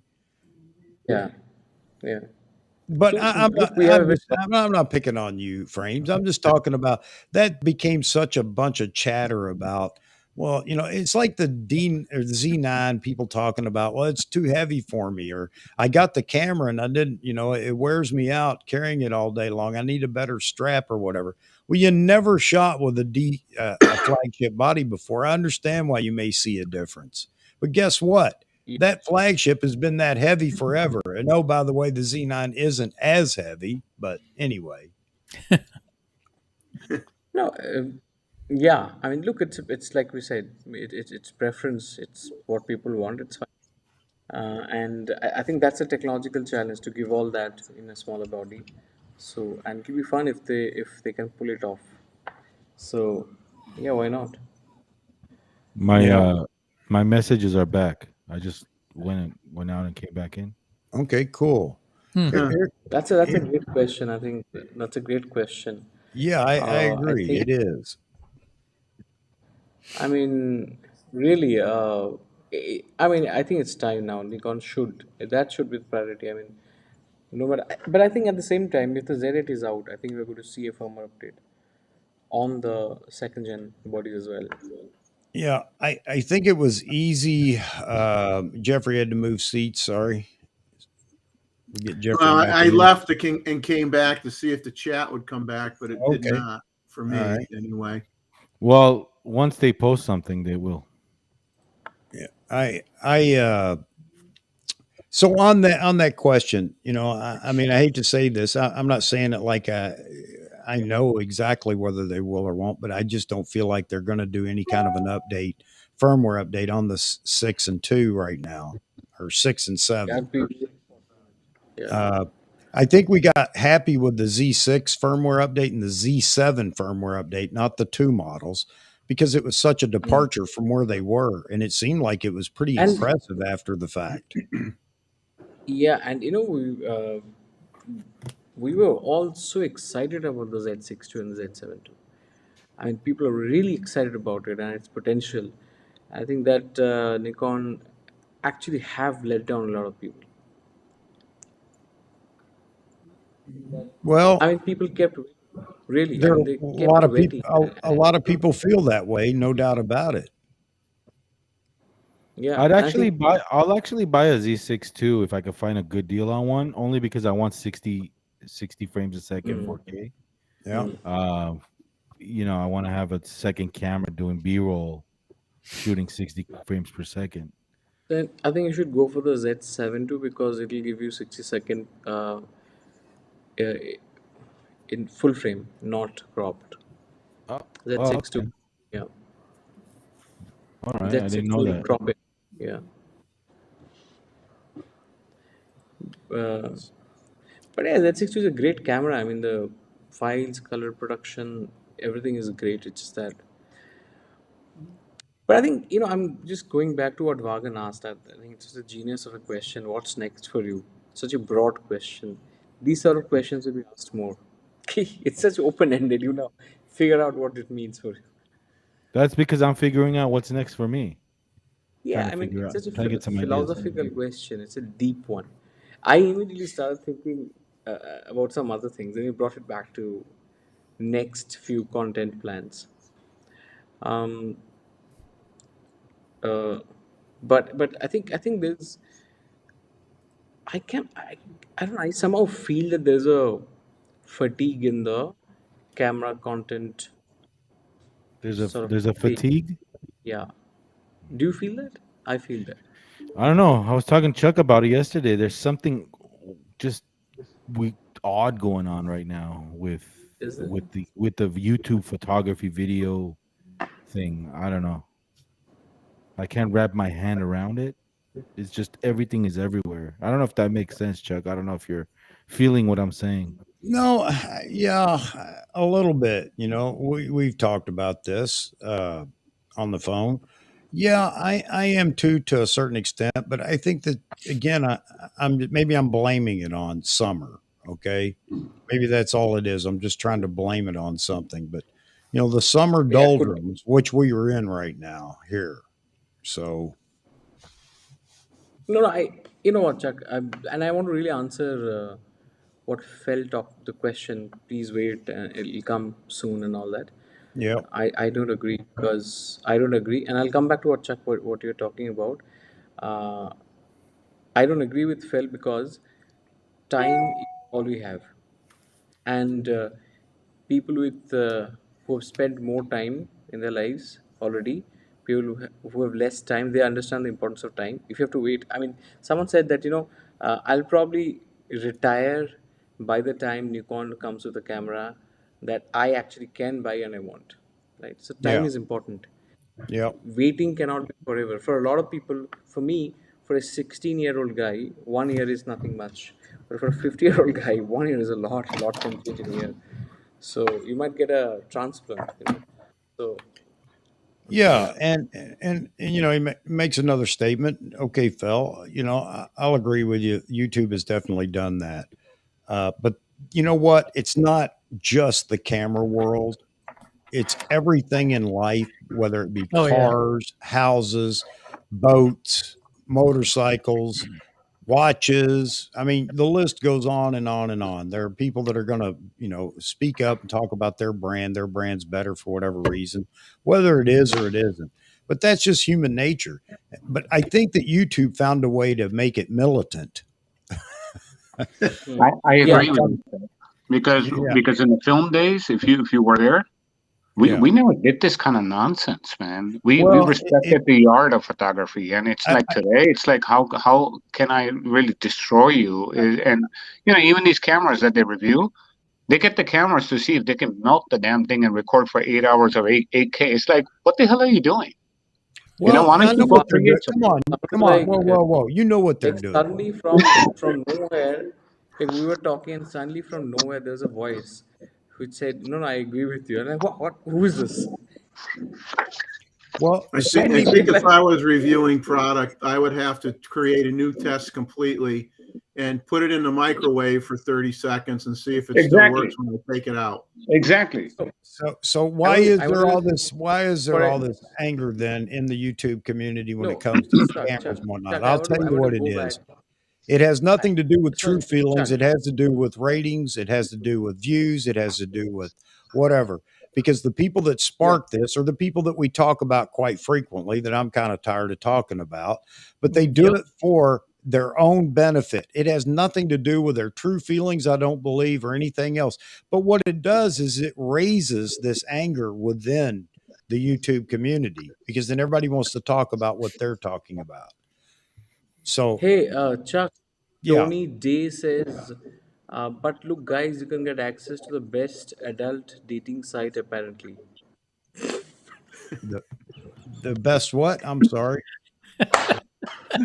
He's talking about the adult dating site that keeps popping up. Oh, yeah, there you go. So maybe that's what we should talk about. Which one is actually best? But think about it, right? That's what people are really doing, right? Yeah. What are you doing with these brands? Most of these people are dating their damn cameras, right? Because every 6 months they gotta have a new one, and then they put it up on eBay. You look low shutter count. Really? You didn't even freaking take it out of the box, dude. So again, I don't care what they do with their camera. You bought it, you can never use it, you can burn it, you can throw it in the trash, you can sell it at half price. I don't care what they do with their camera. Chuck is all about. Nobody should be looking at whether they use it or not. Why would you care whether they do? Why- The whole why- point is, will you why- use yours? Chuck, Yes. midlight, don't stress me out. Why getting upset? Listen, I was thinking. I was musing. I was thinking about something, and so I was thinking, David, why don't you just come in? My mind. I was thinking, why is YouTube feeling a bit more boring? The whole camera photography scene. I think people have stopped doing great storytelling. Could that be a reason? I still like. No, I don't think so. So look at Vahagan, right? So Chuck, we were on your live stream, right? And we started to fool around with the concept of the Z1, right? Because the R1 is around and everyone, wanted to know about R1. So we made a comment, Z1. Right. Vahagan makes a Z1 video, and now there's 10 videos on Z1. No one has seen the camera. No one has seen anything. It's just a bunch of Really? work. But again, why is that stressful for you or anybody else? Why does that stress you out? Why does that bother people? Yeah, I agree. But Chuck, Who again, cares what he put out or anybody else puts out? Oh no, you pulled the trigger. listen. I'm Hey, saying Chuck, you need the M&Ms, bro. I'm gonna email Chuck special delivery via this Frames. guy some blood pressure Frames. medicine. Frames, away. frames. Yeah. Hey, frames, you gotta get that mic or find one of those headphones with the mic close to your mouth. Because Yeah, it's coming from a laptop. We can't hear you that well. Okay. So let me get my mic. I mean, let me get my headphone then. He's got Are you rain using a in Mac? the line there. No, I'll just get my Yeah. headphone.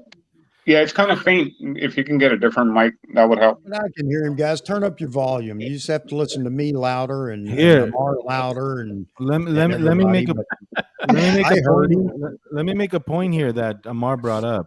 yeah. Or was it you, Chuck? Who knows? But let's It have it. was Chuck. I'm I had ready to nothing to do rant. with it. I don't It care. was all Go Chuck. ahead. It's Chuck's fault. The other day I was watching Jared Polin on his news fix. Ugh, Okay, what? feel sorry for you. All right. All right. No, let's not spur that. All right. Go ahead, Bogan. Is that a news video or is that kind of like a acting kind of advertisement kind of thing? It's Question whatever for the he channel. wants it to be. It's waking Nikon up video. Yeah. All right. Well, That's what Chuck calls it. It's the I want wake up Nikon. That's what I want in my Z1.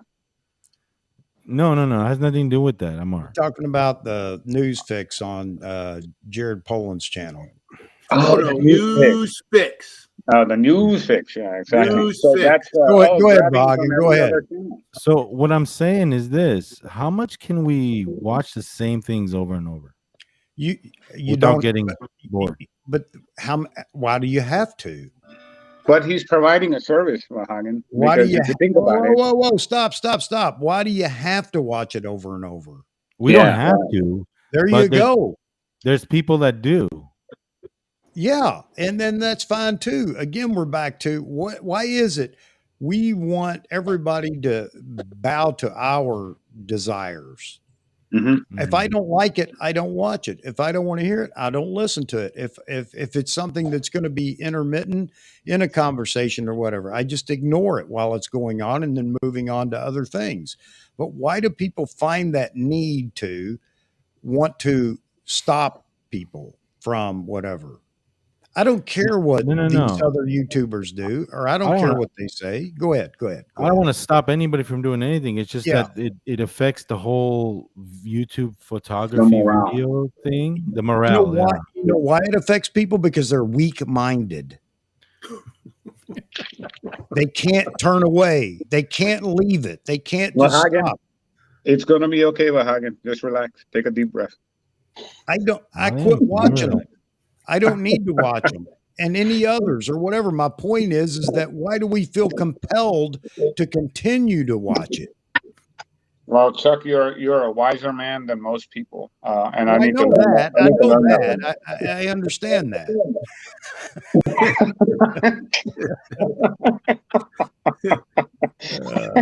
But my point again is why do people continue? It's like if you beat your head against the wall and it hurts, but you think, well, I'm just going to keep doing it. It's not going to quit hurting.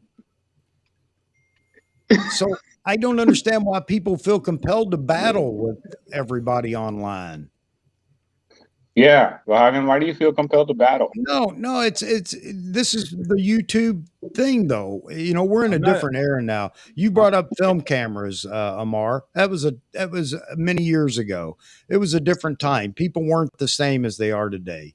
Yeah, we didn't do all this, right, guys? We shot alongside. We had harmony. But We loved each other for who we were, man. It but didn't matter what we shot. but people were different then. Unfortunately, we're in a whole new era where everything triggers everything. Well, it's social media nowadays. You didn't have YouTube and all that Yeah. back in the But film You, days. you didn't have you didn't have a 24/7 news cycle either, right? So Right. everything Yeah, gets that's true. talked about too much because Oh, by the way, I quit watching the news too. yeah, there's just too much. I liked it better when you had your news at 6 o'clock and 11 and at noontime, and that was it. You had three opportunities to watch news for 1 hour, and that was it. Now it's just you got to create stuff to talk about. You got to find out that how many alligators got attacked people here in Myrtle Beach, last Hey, week. I don't know who it was that called, but you can call back now. Sorry, it took me a minute to get the phone back there. But you missed my point of what I was trying to get at. Okay, Chuck. I'm sorry, man. I'm It's good not at that doing it. it's not Go that ahead. I'm mad or I don't want to watch it or whatever. Yeah. I'll watch it. I won't watch it. But it's the fact that it's grooming the industry, not only the manufacturers, but also the viewers. And it's becoming so stale and full of sponsorships and ads. It's just a big commercial. Do you have a few minutes, Vahagan? Because you know what? I think Well, out of the no, I 10, don't want to take a few minutes, but we'll address and answer. My point to Vahagan on that is you're absolutely right. But let's go Right. back to how do we fix it? you have to go back to the roots, right? You And have you're to gonna understand how we got here. no, I don't need. How do you? I mean, what does that mean to say we got to go back Exactly. to the So roots? most of the people that are on the panel here weren't around on YouTube when all of this hysteria was being created. You guys came in after the fact, right? And you're feeling the blow big time, right? Because you're trying to do something different. So, 6-7 years ago, it was a beautiful place to be. If you like, Vahagan, you went Okay, back and looked at all my videos. Okay, And Amar, then I get that, but how do we fix it? You're not answering the question. How do So we how fix you it? how Don't you tell me fix how it? it was. Tell me How how you fix it you fix it. is you start start educating and going back to the basics of what photography is, because we Right. are so obsessed with spec sheets You know what? on a damn piece of paper rather than creating beautiful images. You know what? I respect you and your opinion on that, and I will congratulate you as you go about trying to do that. But I'm telling you right now, it's an uphill battle that has no end. It doesn't, but it's a battle This that's is a worth fighting. societal because- issue, and you're not changing YouTube. It's a societal issue. It's not YouTube. YouTube just became a platform for them to expand on what they're doing in society. So the issue, it's not fixable. It will change on its own when it changes. So But are you saying that the people, the way they comment on these YouTube videos, they act the same way in real life? yes, Today? yeah, I am. Yeah, I am. I'm saying that that's Interesting. probably the case in most That- cases. Yes. That's a very different perspective that I didn't think about it that way. But my experience has been slightly different. But okay, I'll take it for what it is.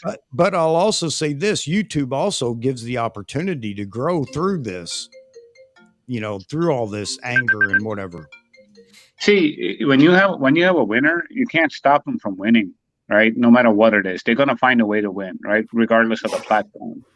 But if someone is here to create a ruckus, no matter what anyone says or does, and constantly want to criticize what someone else is doing, that's what I was getting at earlier. If you think that you can do a better job putting a comment, go start your own channel, right? And we'll come to your channel and actually watch it. Go ahead. But how many have the guts to really do that and sacrifice their families, their time? Man, it is insane on how much time this thing takes, right, Chuck? I mean, you've been sitting here for what? How many hours now? Well, 3 hours. 1 hour? Three hours. and counting. 3 hours. That's 3 hours that he could have gone to a nice, beautiful lunch with his wife somewhere. I mean, if she wanted to, I'm pretty sure she would, right? I'm just giving you an example, right? So it takes time. This is not a joke to put up what we're doing. Just to create content, it takes a lot of time. Anytime you create something, those are the words. There's a reason why it's a content creator community. Why do they call it creator? What I said. Yeah, whatever you want to do. Yeah. All right. So I got Charles in here. Charles is going to speak his piece on it. Hey, what's happening? Hey, I figure everybody else is getting Chuck riled up. I figured I'd throw in my 2 cents. The first way to fix everything is stop trying to freaking fix everything. Ah, nice one, Charles. People Tell 'em be like what it they're is. going to be. Live and let live. Let this camera be what it wants to be. That camera what it wants to be. This politician say what he wants. Stop trying to fix everybody and just worry about fixing yourself. I love Charles, man. Jeffrey's I gonna have get to come up with the frustrated. Charles rant meter. Seriously, I hate lies so bad, and I get really frustrated when I see some channel saying this or that I don't agree with. But hey, I could turn it off, which is basically what I've done. Hey, I enjoy Charles, seeing somebody get called out for being an idiot. Drama's kind of fun to watch sometimes.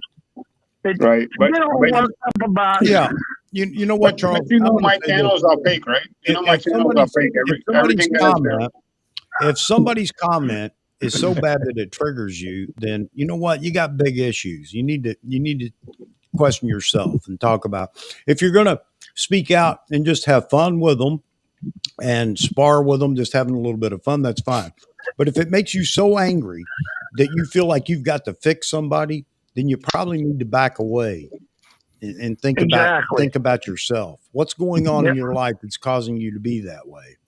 Yep, I agree. I mean, some people like spirited debate. Some people don't. Let the ones that enjoy it. Don't Hey, get Chuck. involved. Let them go. Frames just texted me. He says he's waiting for you to add him. Do what? I'm sorry. Frames just texted me. Okay. Got him. All right. All right. Thanks, Vaughan. Hey, Vaughan, go ahead, man. Yeah, I'm sorry. I didn't mean to cut you off. Well, I guess I did. I did that, but I'm just gonna piggyback. I'm just gonna address what Charles is saying. He's right, but it all comes down to personality too. Yeah. Like if you read comments and you're a hot-blooded kind of guy, you can't really let it slide. Like I've been trying to do that, and my personality. I'm going to go back to chat. All right, buddy. All right, Charles. Thanks, my buddy. personality in high school and middle school, I was like I stood up to the bullies. Yeah. I was that kind of guy where I wouldn't let anybody talk and even look at me bad, you know. Welcome to YouTube. There you go. Huh? What? Welcome to YouTube. That was the Ken Wheeler and the gang, right? That's exactly what you're paying the price for right now. That's where all this hysteria came from. So no. Anyway, what I'm saying is what Charles says is what he said, but then when you read when you need to, he is, but when you read the comments, sometimes, I made a video. Yesterday I put out a video, and you should read some of those comments that we got on that video. And Jeff and Leslie brought it up in this chat, but it all comes down to personality too, Chuck. Right. Well, it absolutely does. I agree with you, Vaughan. But why do people get triggered over whether you're going to talk about a Z8? Just because they don't have locked in rumors, like Nikon's going to call us and say, hey, by the way, here's what it's going to have. We can't talk about it. Why do people get triggered over little things like that? I don't get triggered over that. I get triggered over the bullshit. Really. They don't have to listen. Hear me out here. They don't have to listen to that.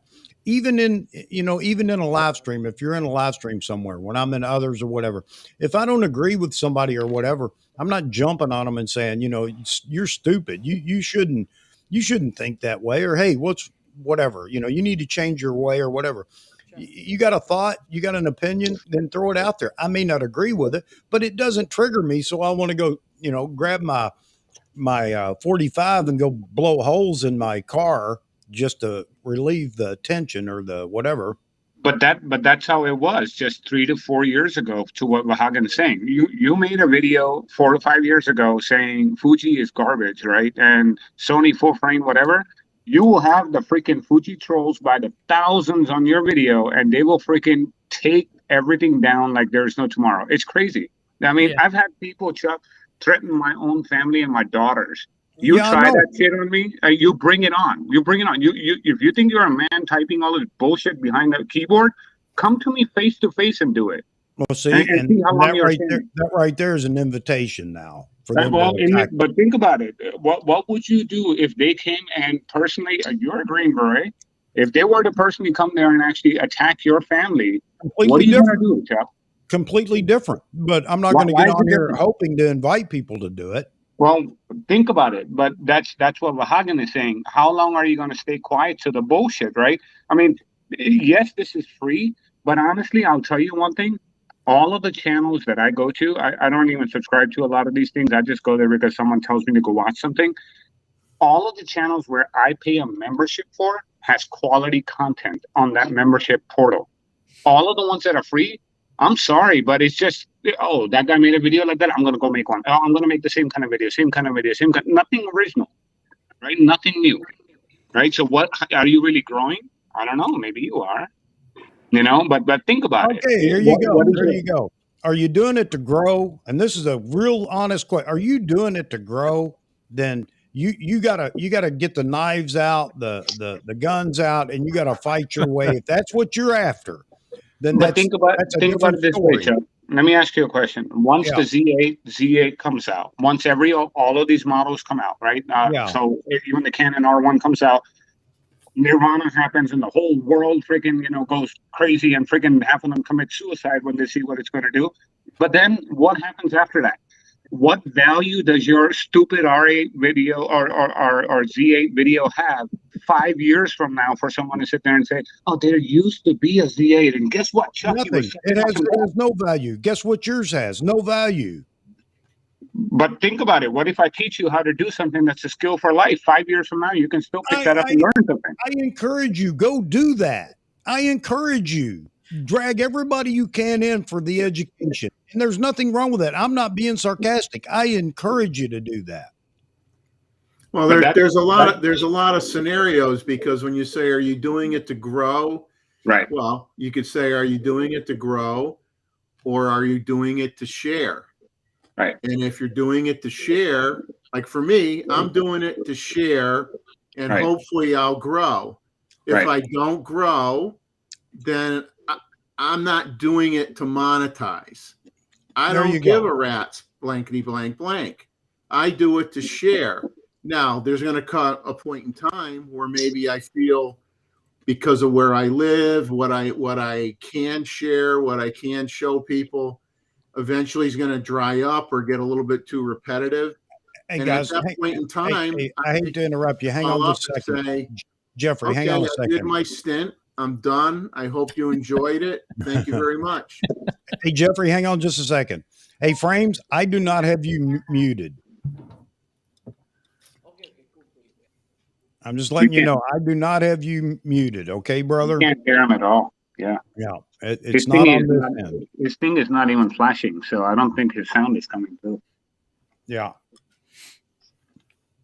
Okay, so let me throw me into the mix here, since I'm the one that gets to rant all the time. Why do I do this channel?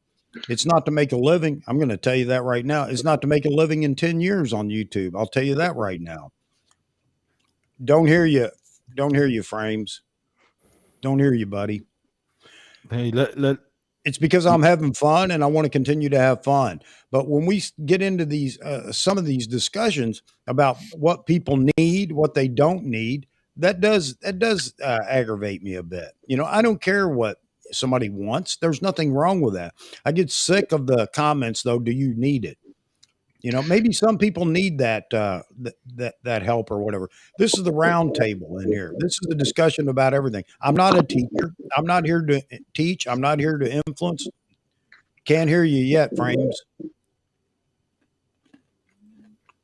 Now, if that's going to get rid of all my subscribers, then okay, I get that. That's fine. I've got to live with that. But I've got to be me first. I've got to have fun, or otherwise I don't do this anymore. And to me, fun is not trying to educate the world, the population, the whatever. You know, there are plenty of you guys that are willing to do that. And I applaud you for that. I go look for guys like you when I want to learn something or find something out or whatever. So let's look at a different perspective then, right? Yeah. On this call, right? So Vahagan, you have a pretty substantial channel. I had a channel that had more subscribers than you, but now it's less than that. And we already talked about this. So there we go. Hi. Hold on. oh yeah, Hello. we can hear you. Gotcha. Oh yeah. Okay. All So right, what's buddy. what's your perspective, Vahagan, on Am that? I audible now? Yeah, Gotcha. we can hear you. We can Can hear you you. repeat? No. You can? Okay. Okay. Great. Okay. Okay. Okay then. All right. So, Vahagan, I'm sorry I interrupted before you could answer Amar's question. No, but Amar was saying something. Right No, now. so what I was saying, Vahagan, obviously Chuck has his, reasons for doing what he does. You and I might have a different reason for doing that. I'm just curious to get your take, because you're a pretty active family man. You have a lot going on, right? And yet you do what you do, right? And it's not a joke on everything that you do, because every single one of those live streams that happen, bringing in special guests from the outside, setting all that up, it's a lot of work behind the scenes that no one sees, right? You want to talk through sort of what you plan to do here on YouTube, and where do you see yourself 3 to 5 years from now? So Man. I speak for a long time.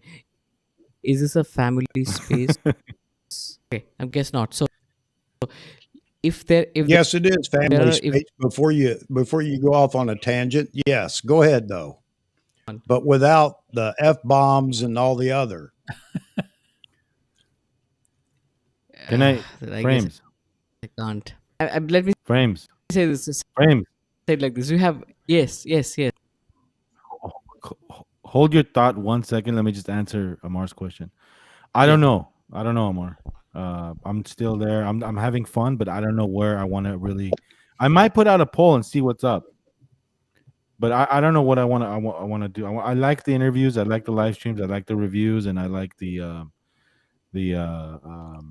tutorials, and maybe start a a few beginner videos for the Z system, but we'll see. All right, go ahead, friend. Do it. No, so I see.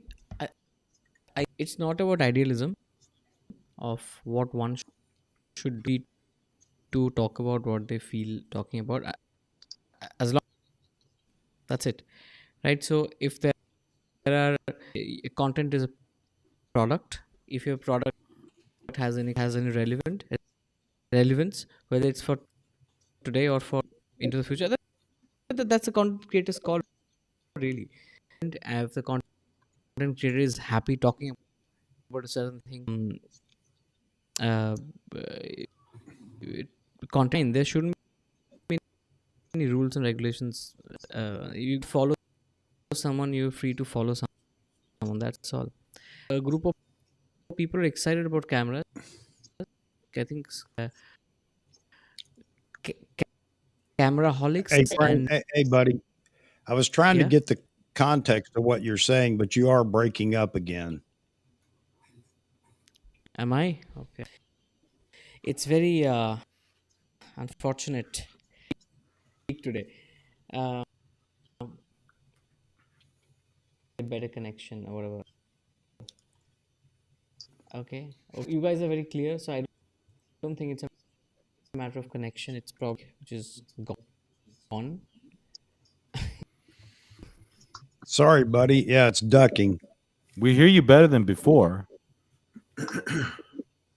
Yeah, so you can hear me now. Broadly, what I was talking about is, okay, the YouTube marketplace will decide whether or not, and if a certain kind of content does not, will stop making that kind of content. So the market will. Well, I'm just going to make a comment about sometimes YouTube.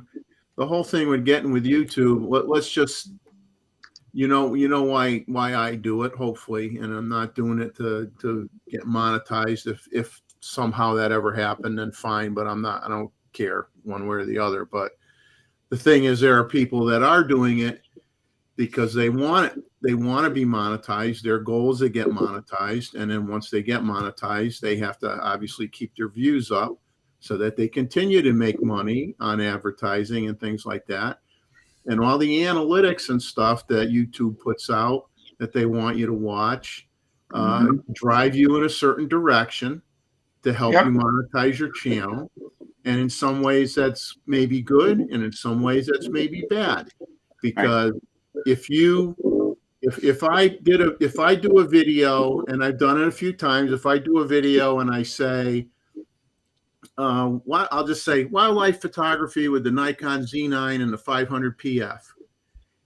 Now, if I word it that way, and I do the video versus just saying a day of wildlife photography with Jeff, which is going to get more views?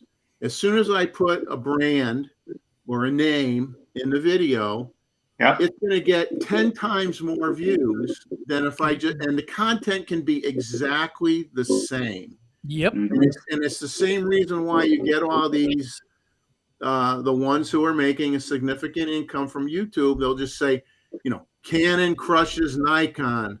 Nikon's killing Sony. Sony's swamping Nikon.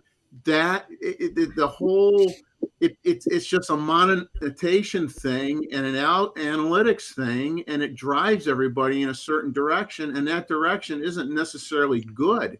And I love content where people are teaching you something, educating you, giving you information that you didn't know about a certain thing or whatever. But the sad thing is, from an analytics standpoint, those channels you don't get the viewership on that's exactly right. So I go back to, are you doing it for fame and fortune? And if you are, then you got to do what you got to do. And but you have to understand something, Chuck. When you have channels that are monetized, right? And if you're really running this like a business, like Vahagan and I, we have a photography business that runs these YouTube channels, right? So it has to be profitable to some degree.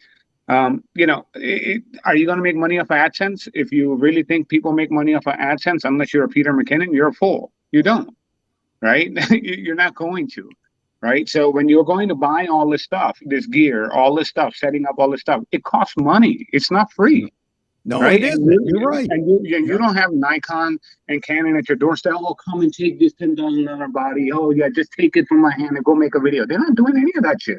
So what are they Right. doing? They're watching Chuck and saying, what a freaking awesome guy. Retired. He's doing all of the shit work for us. So we don't have to All the spend this crap much money work. to actually, all the crappy work, right? So we don't have to sit there and spend all this marketing. Why? He made a whole thing about Z8. Look at all these people fighting. Oh my God. If we drop a Z8, there we go. Yeah. We're going to make money. Yeah, it's free advertising for them. That's right. And we're doing it free for them without them actually sitting at the table and paying for it. Okay. Think about that, what I just said for a few days. I know Hagen and I talked about this quite a bit. That is why it's like, you know, I'll put a brand name in there to you know, Jeffrey's a lot of YouTubers get rewarded by brands. What do you mean by rewarded by brands? You get the camera sent to you and you have to send it back. You do not get paid. So even Canon Not Explorers of Light. Not always. Oftentimes, many brands actually ask you to keep the product with you. So what? But that's just a product, right? But I'm talking about You can sell it off. monetary. Well, This is one part. Of course, there are monetary contracts. So what you're talking about Really? is Find me one Explorer Light or Canon or Canon or Nikon ambassador that actually is getting paid. Even Jerry Galenis doesn't get paid. Let me finish. I can't argue whether people do or not frames, and it doesn't matter. The whole point is the audience, and if the audience wants to sit and listen to it, then that's fine. If the audience doesn't, they can always not listen to it. That's the problem. People can't separate themselves from something. They want to fight it. Right. There are, I don't want to, because in there are debates and there are arguments. I don't want to get into an argument. And the point is, if someone is willing or getting anything from the brand, I'm fine with it. So that's my, you have to say to me. I'm fine with me. Okay, so let me put and I have my money from somewhere else. Fine, but let me put 2 and 2 together for you for someone like me that's here in the United States that legally pays taxes and runs an actual official business. All right, now we're getting out of control, but go ahead, right? Make it short.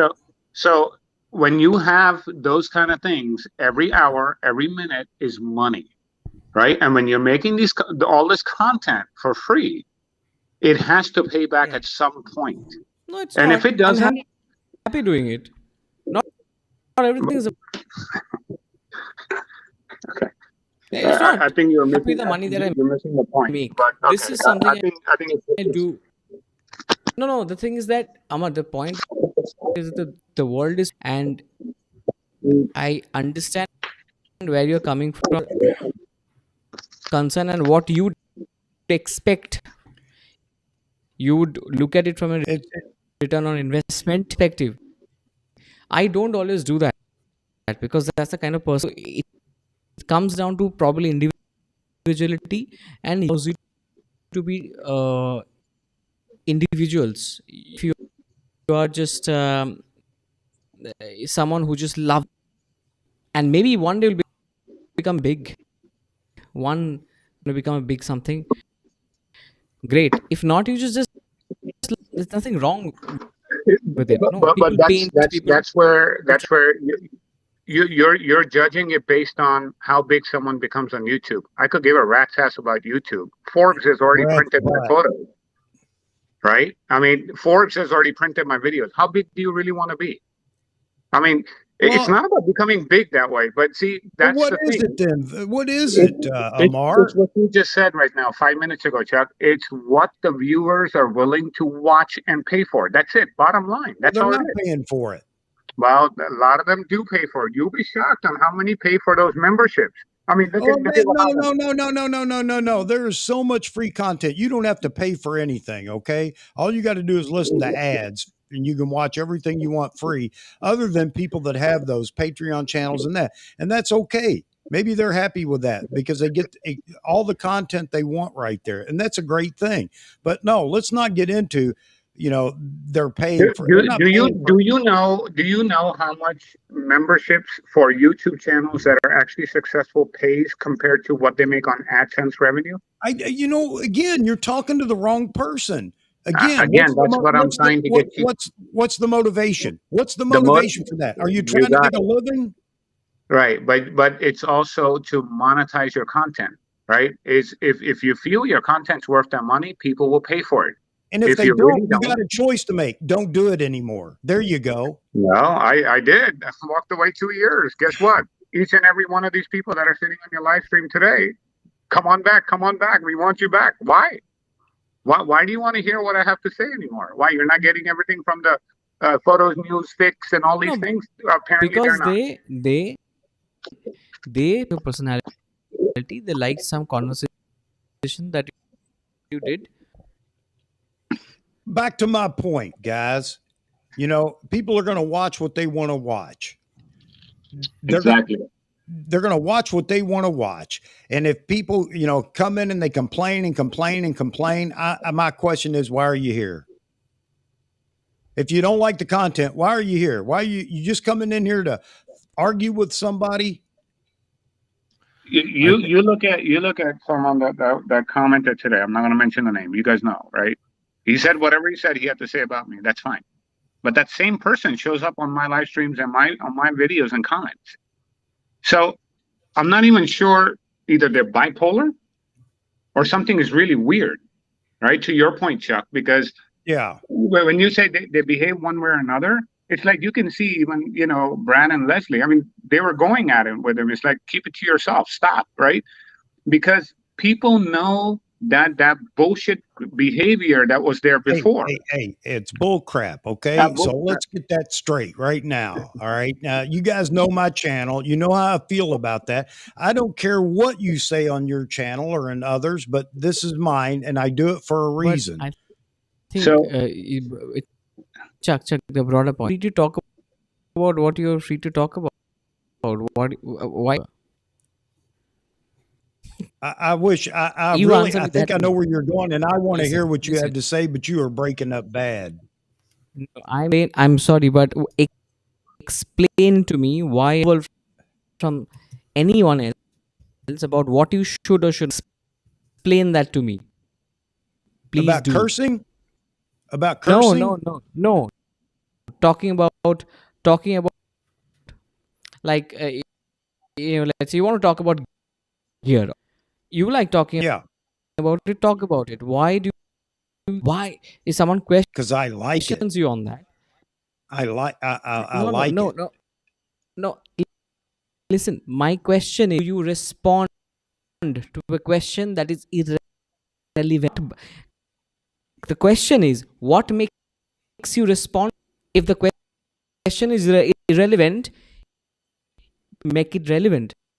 My question is, why do you make those questions? I don't care what people say about Z1. I think Z1 You know what? You make a good point. You make a real good point. Instead of answering emails and things like that, I ought to just say, and I said this the other day, I'm just going to start answering with thank you.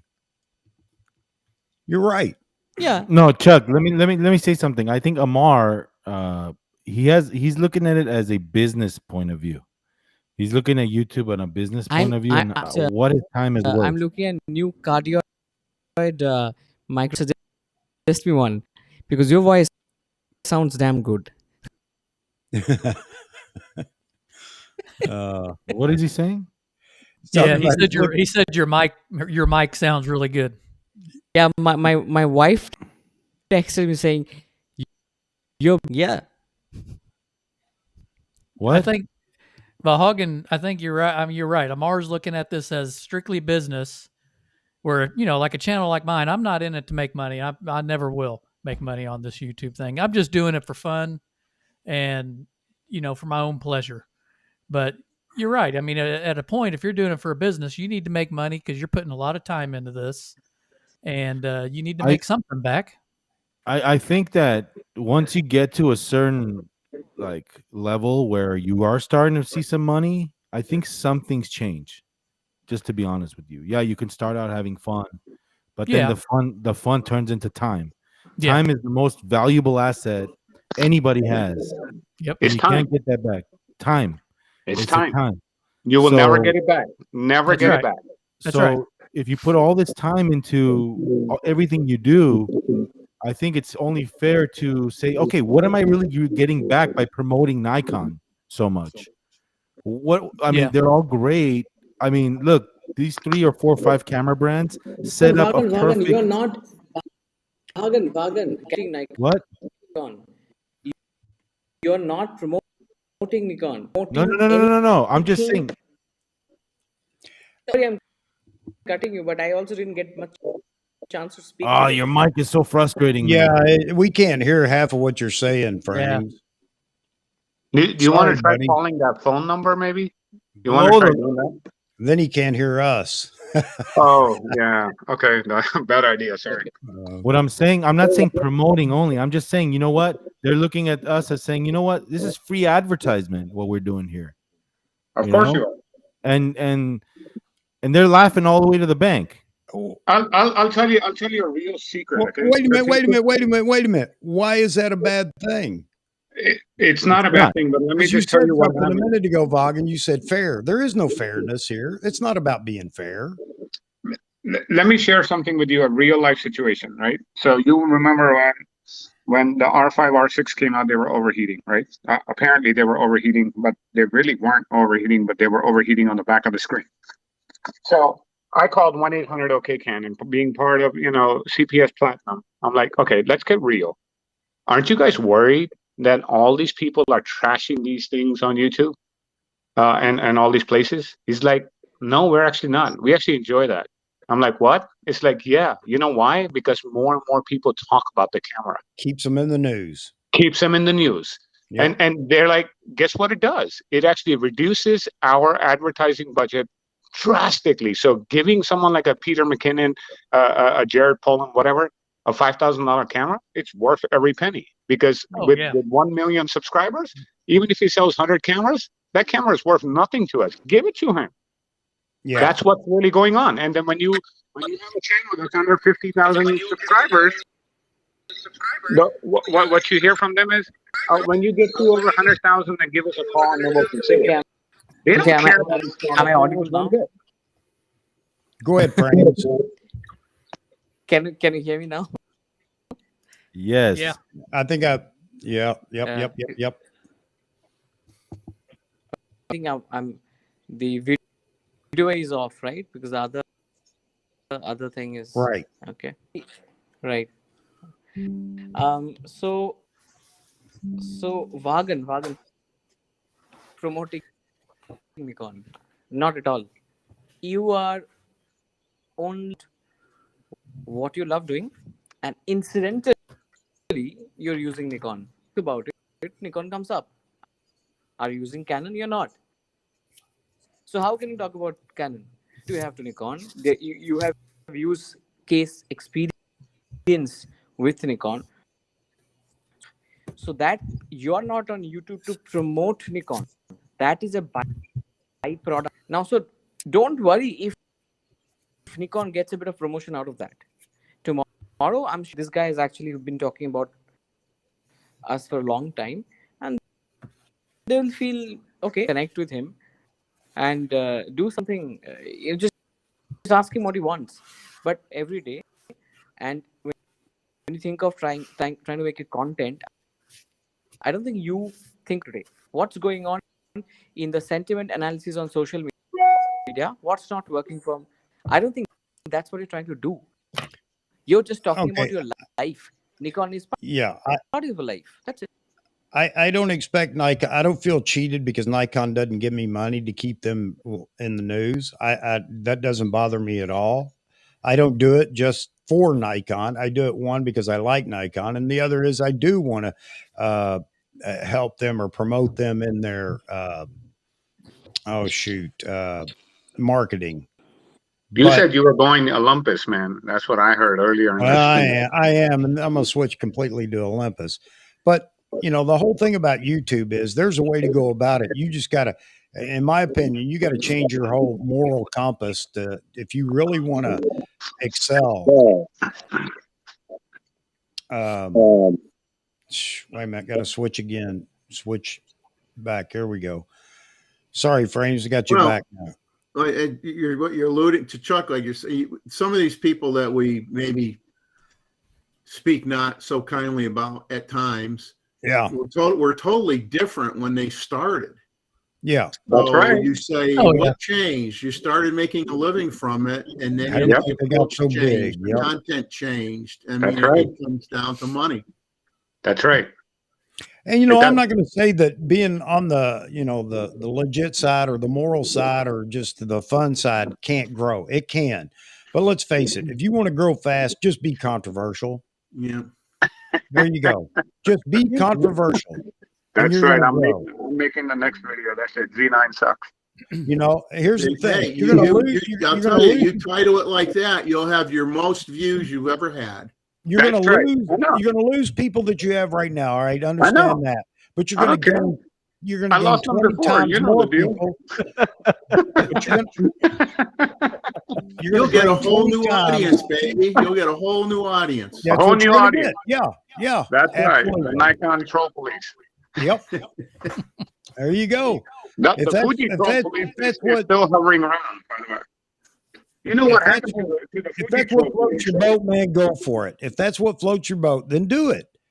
No, not anymore, Chuck. I'm getting old now. I can't do it. We're back to people can listen to what they want. I can sit through conversations. Man, you sound like a Verizon commercial over there, man.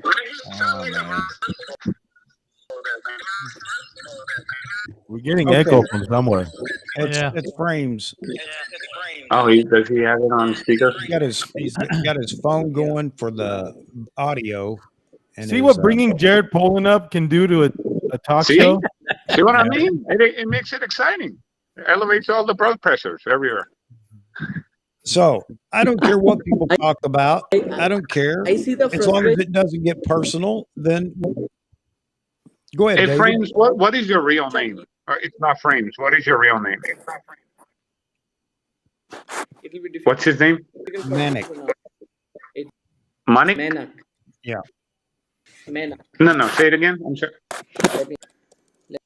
Let me type it. Can you see that? See the? Yeah, that might help. Yeah, sure. Because I don't want to keep calling you Frames because you actually have a real name. Yeah, it's Frames. Thanks.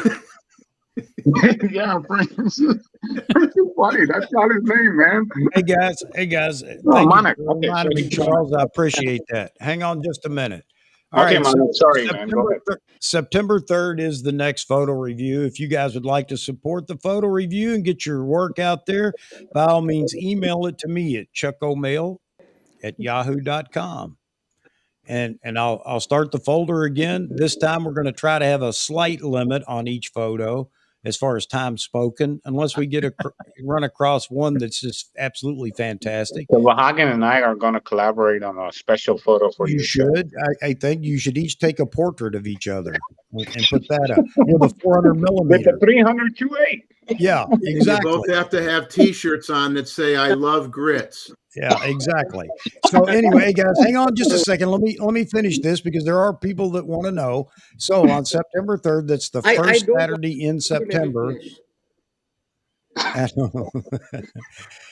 Well, actually, with you, it won't be so bad because you're breaking up.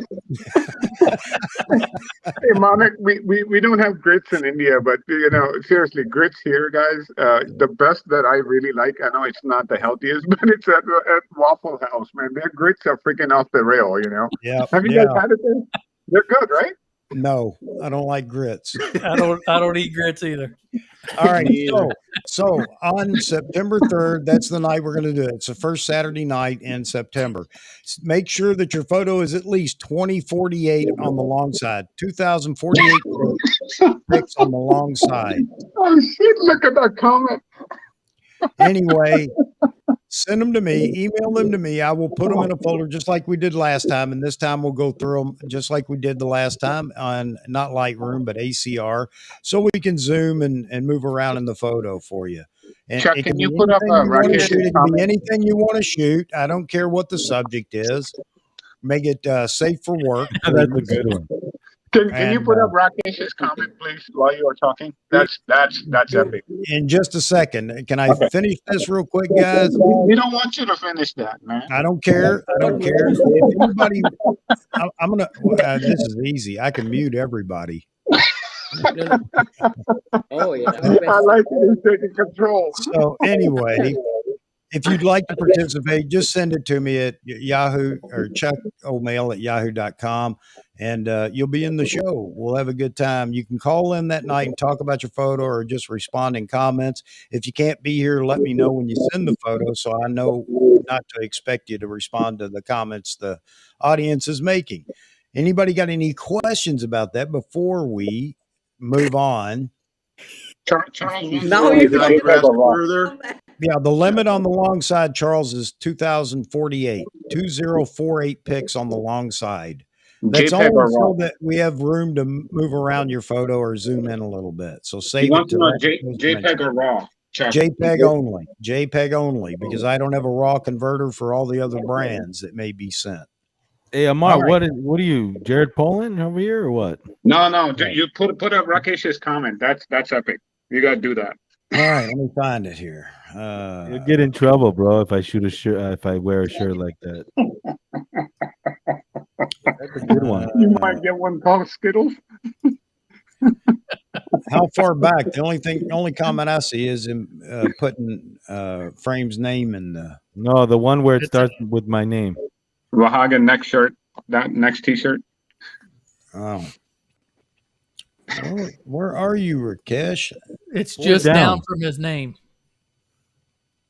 Just down from Rakesh's name? Yeah. Or Manic's name? Okay, got it. All right. Sight unseen. I shoot Poland. Why me though? Why me? Who knows? Who knows? Oh, that's epic. All right. All right, guys. I am going to pull the plug on this. I can hear the rumblings upstairs of I got to tell my husband what we're going to eat tonight. So, yeah, I heard her. Well, But swing anyway. by tonight and support Scott. He's one of just a regular user going to come on and just, it would be good just to come on. What time's your stream tonight? It's at 9 p.m. Eastern is the time when he can do it after, his kids go to sleep or, get them squared away. All right. So everybody join his live stream tonight. That'd be Amar's live stream on Amar. At 247 Media Group. 247 Media Group. Yep. So get over there and join him and bring this same attitude with you when you go That's over right. there. Bring it. and that'll be your last live stream if we do that. No, it will not. It will not. Scott's a tough cookie, and once you see his images, I mean, Jeff, you got to join Jeffrey. You will really enjoy his work. Pretty awesome. They're pretty neat for someone that's just a photographer that's like normal, like you and I, right? Charles, not a famous YouTuber. I appreciate you calling me normal.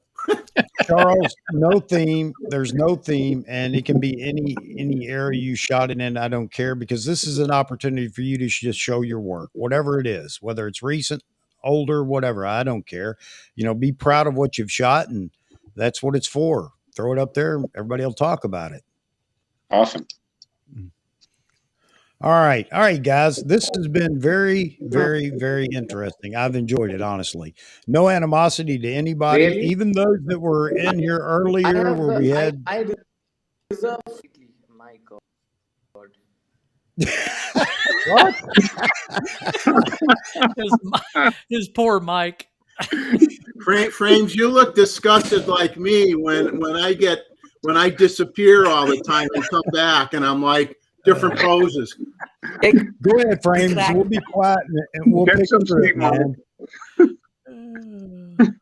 Exactly. I'm like, what a night. You got to take 2 Excedrin and call me in the morning, Brother, it's just not working. No. It's the old days in the Army where you got that radio that was I think he said Exactly. Germans or Russians, right? Couldn't figure out which one it was. One of those, like that. I think he said Russian. Get him. Sorry, brother. Oh, that's too funny. Yeah, he's All right. having some bad times. Well, they got monsoon going on where he is right now. So the connections are pretty weird. Even when we talk to our mother-in-law right now, it's a big problem out of India. Hey, Greg, I haven't done that yet, man. I haven't sold your photo yet. I was getting rid of the other ones. I was saving that for the big auction. Is that how you making money, Chuck? Ah, I get it now. Yeah. Don't give it away. Don't give it away. I found it on Wirestock. I saw it. There you go, man. He disguises it as a yard sale. Exactly. Yard sale. But if it gets Like combative, what? I'll tune out. All right. Am I audible? Can you hear me or can't? I can hear you barely. Go ahead. Go ahead. Davis has written. He's written. I'll show up, but if we tune out. So you're going to show up at Amar's live stream tonight? Keep that mic if you do.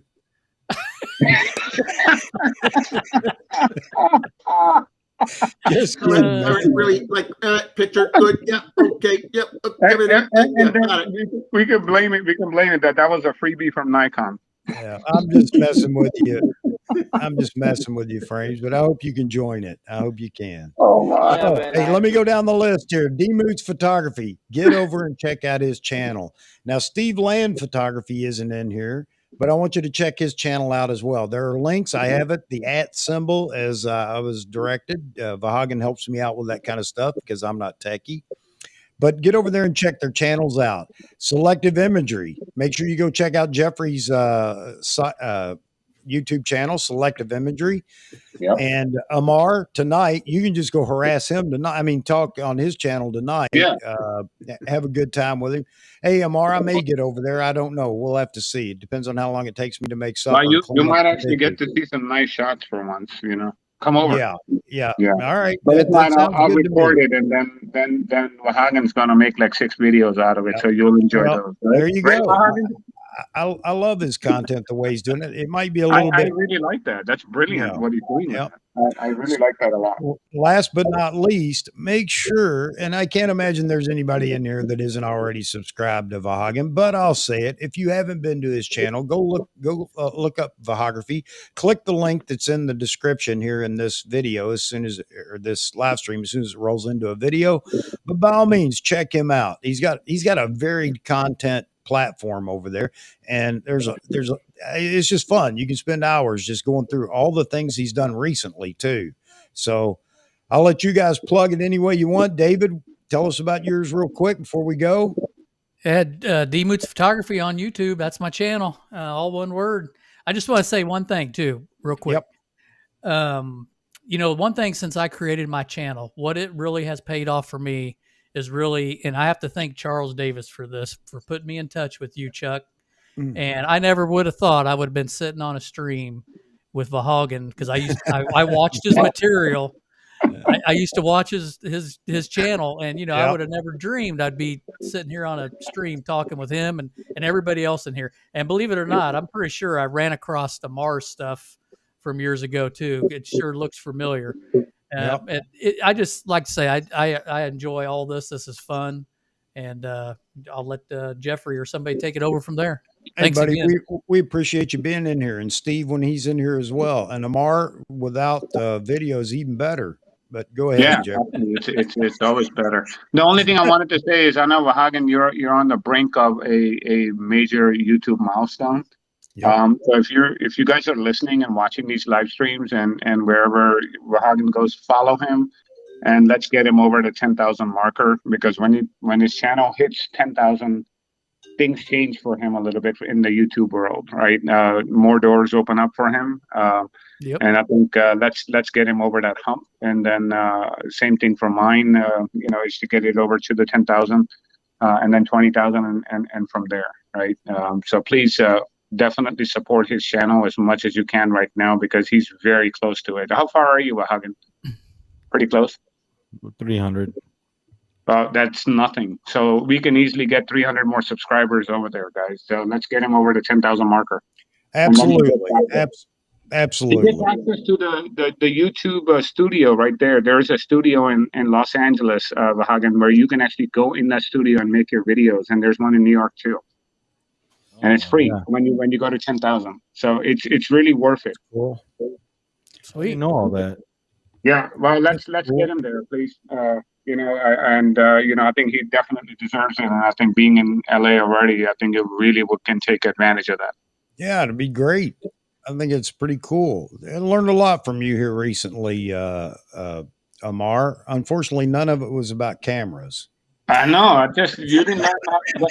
One thing you don't want to learn from me is how to be arrogant. Don't learn that from me. Yeah. Oh man, just busting your chops, buddy. All right, Jeffrey. Welcome to the cooking channel.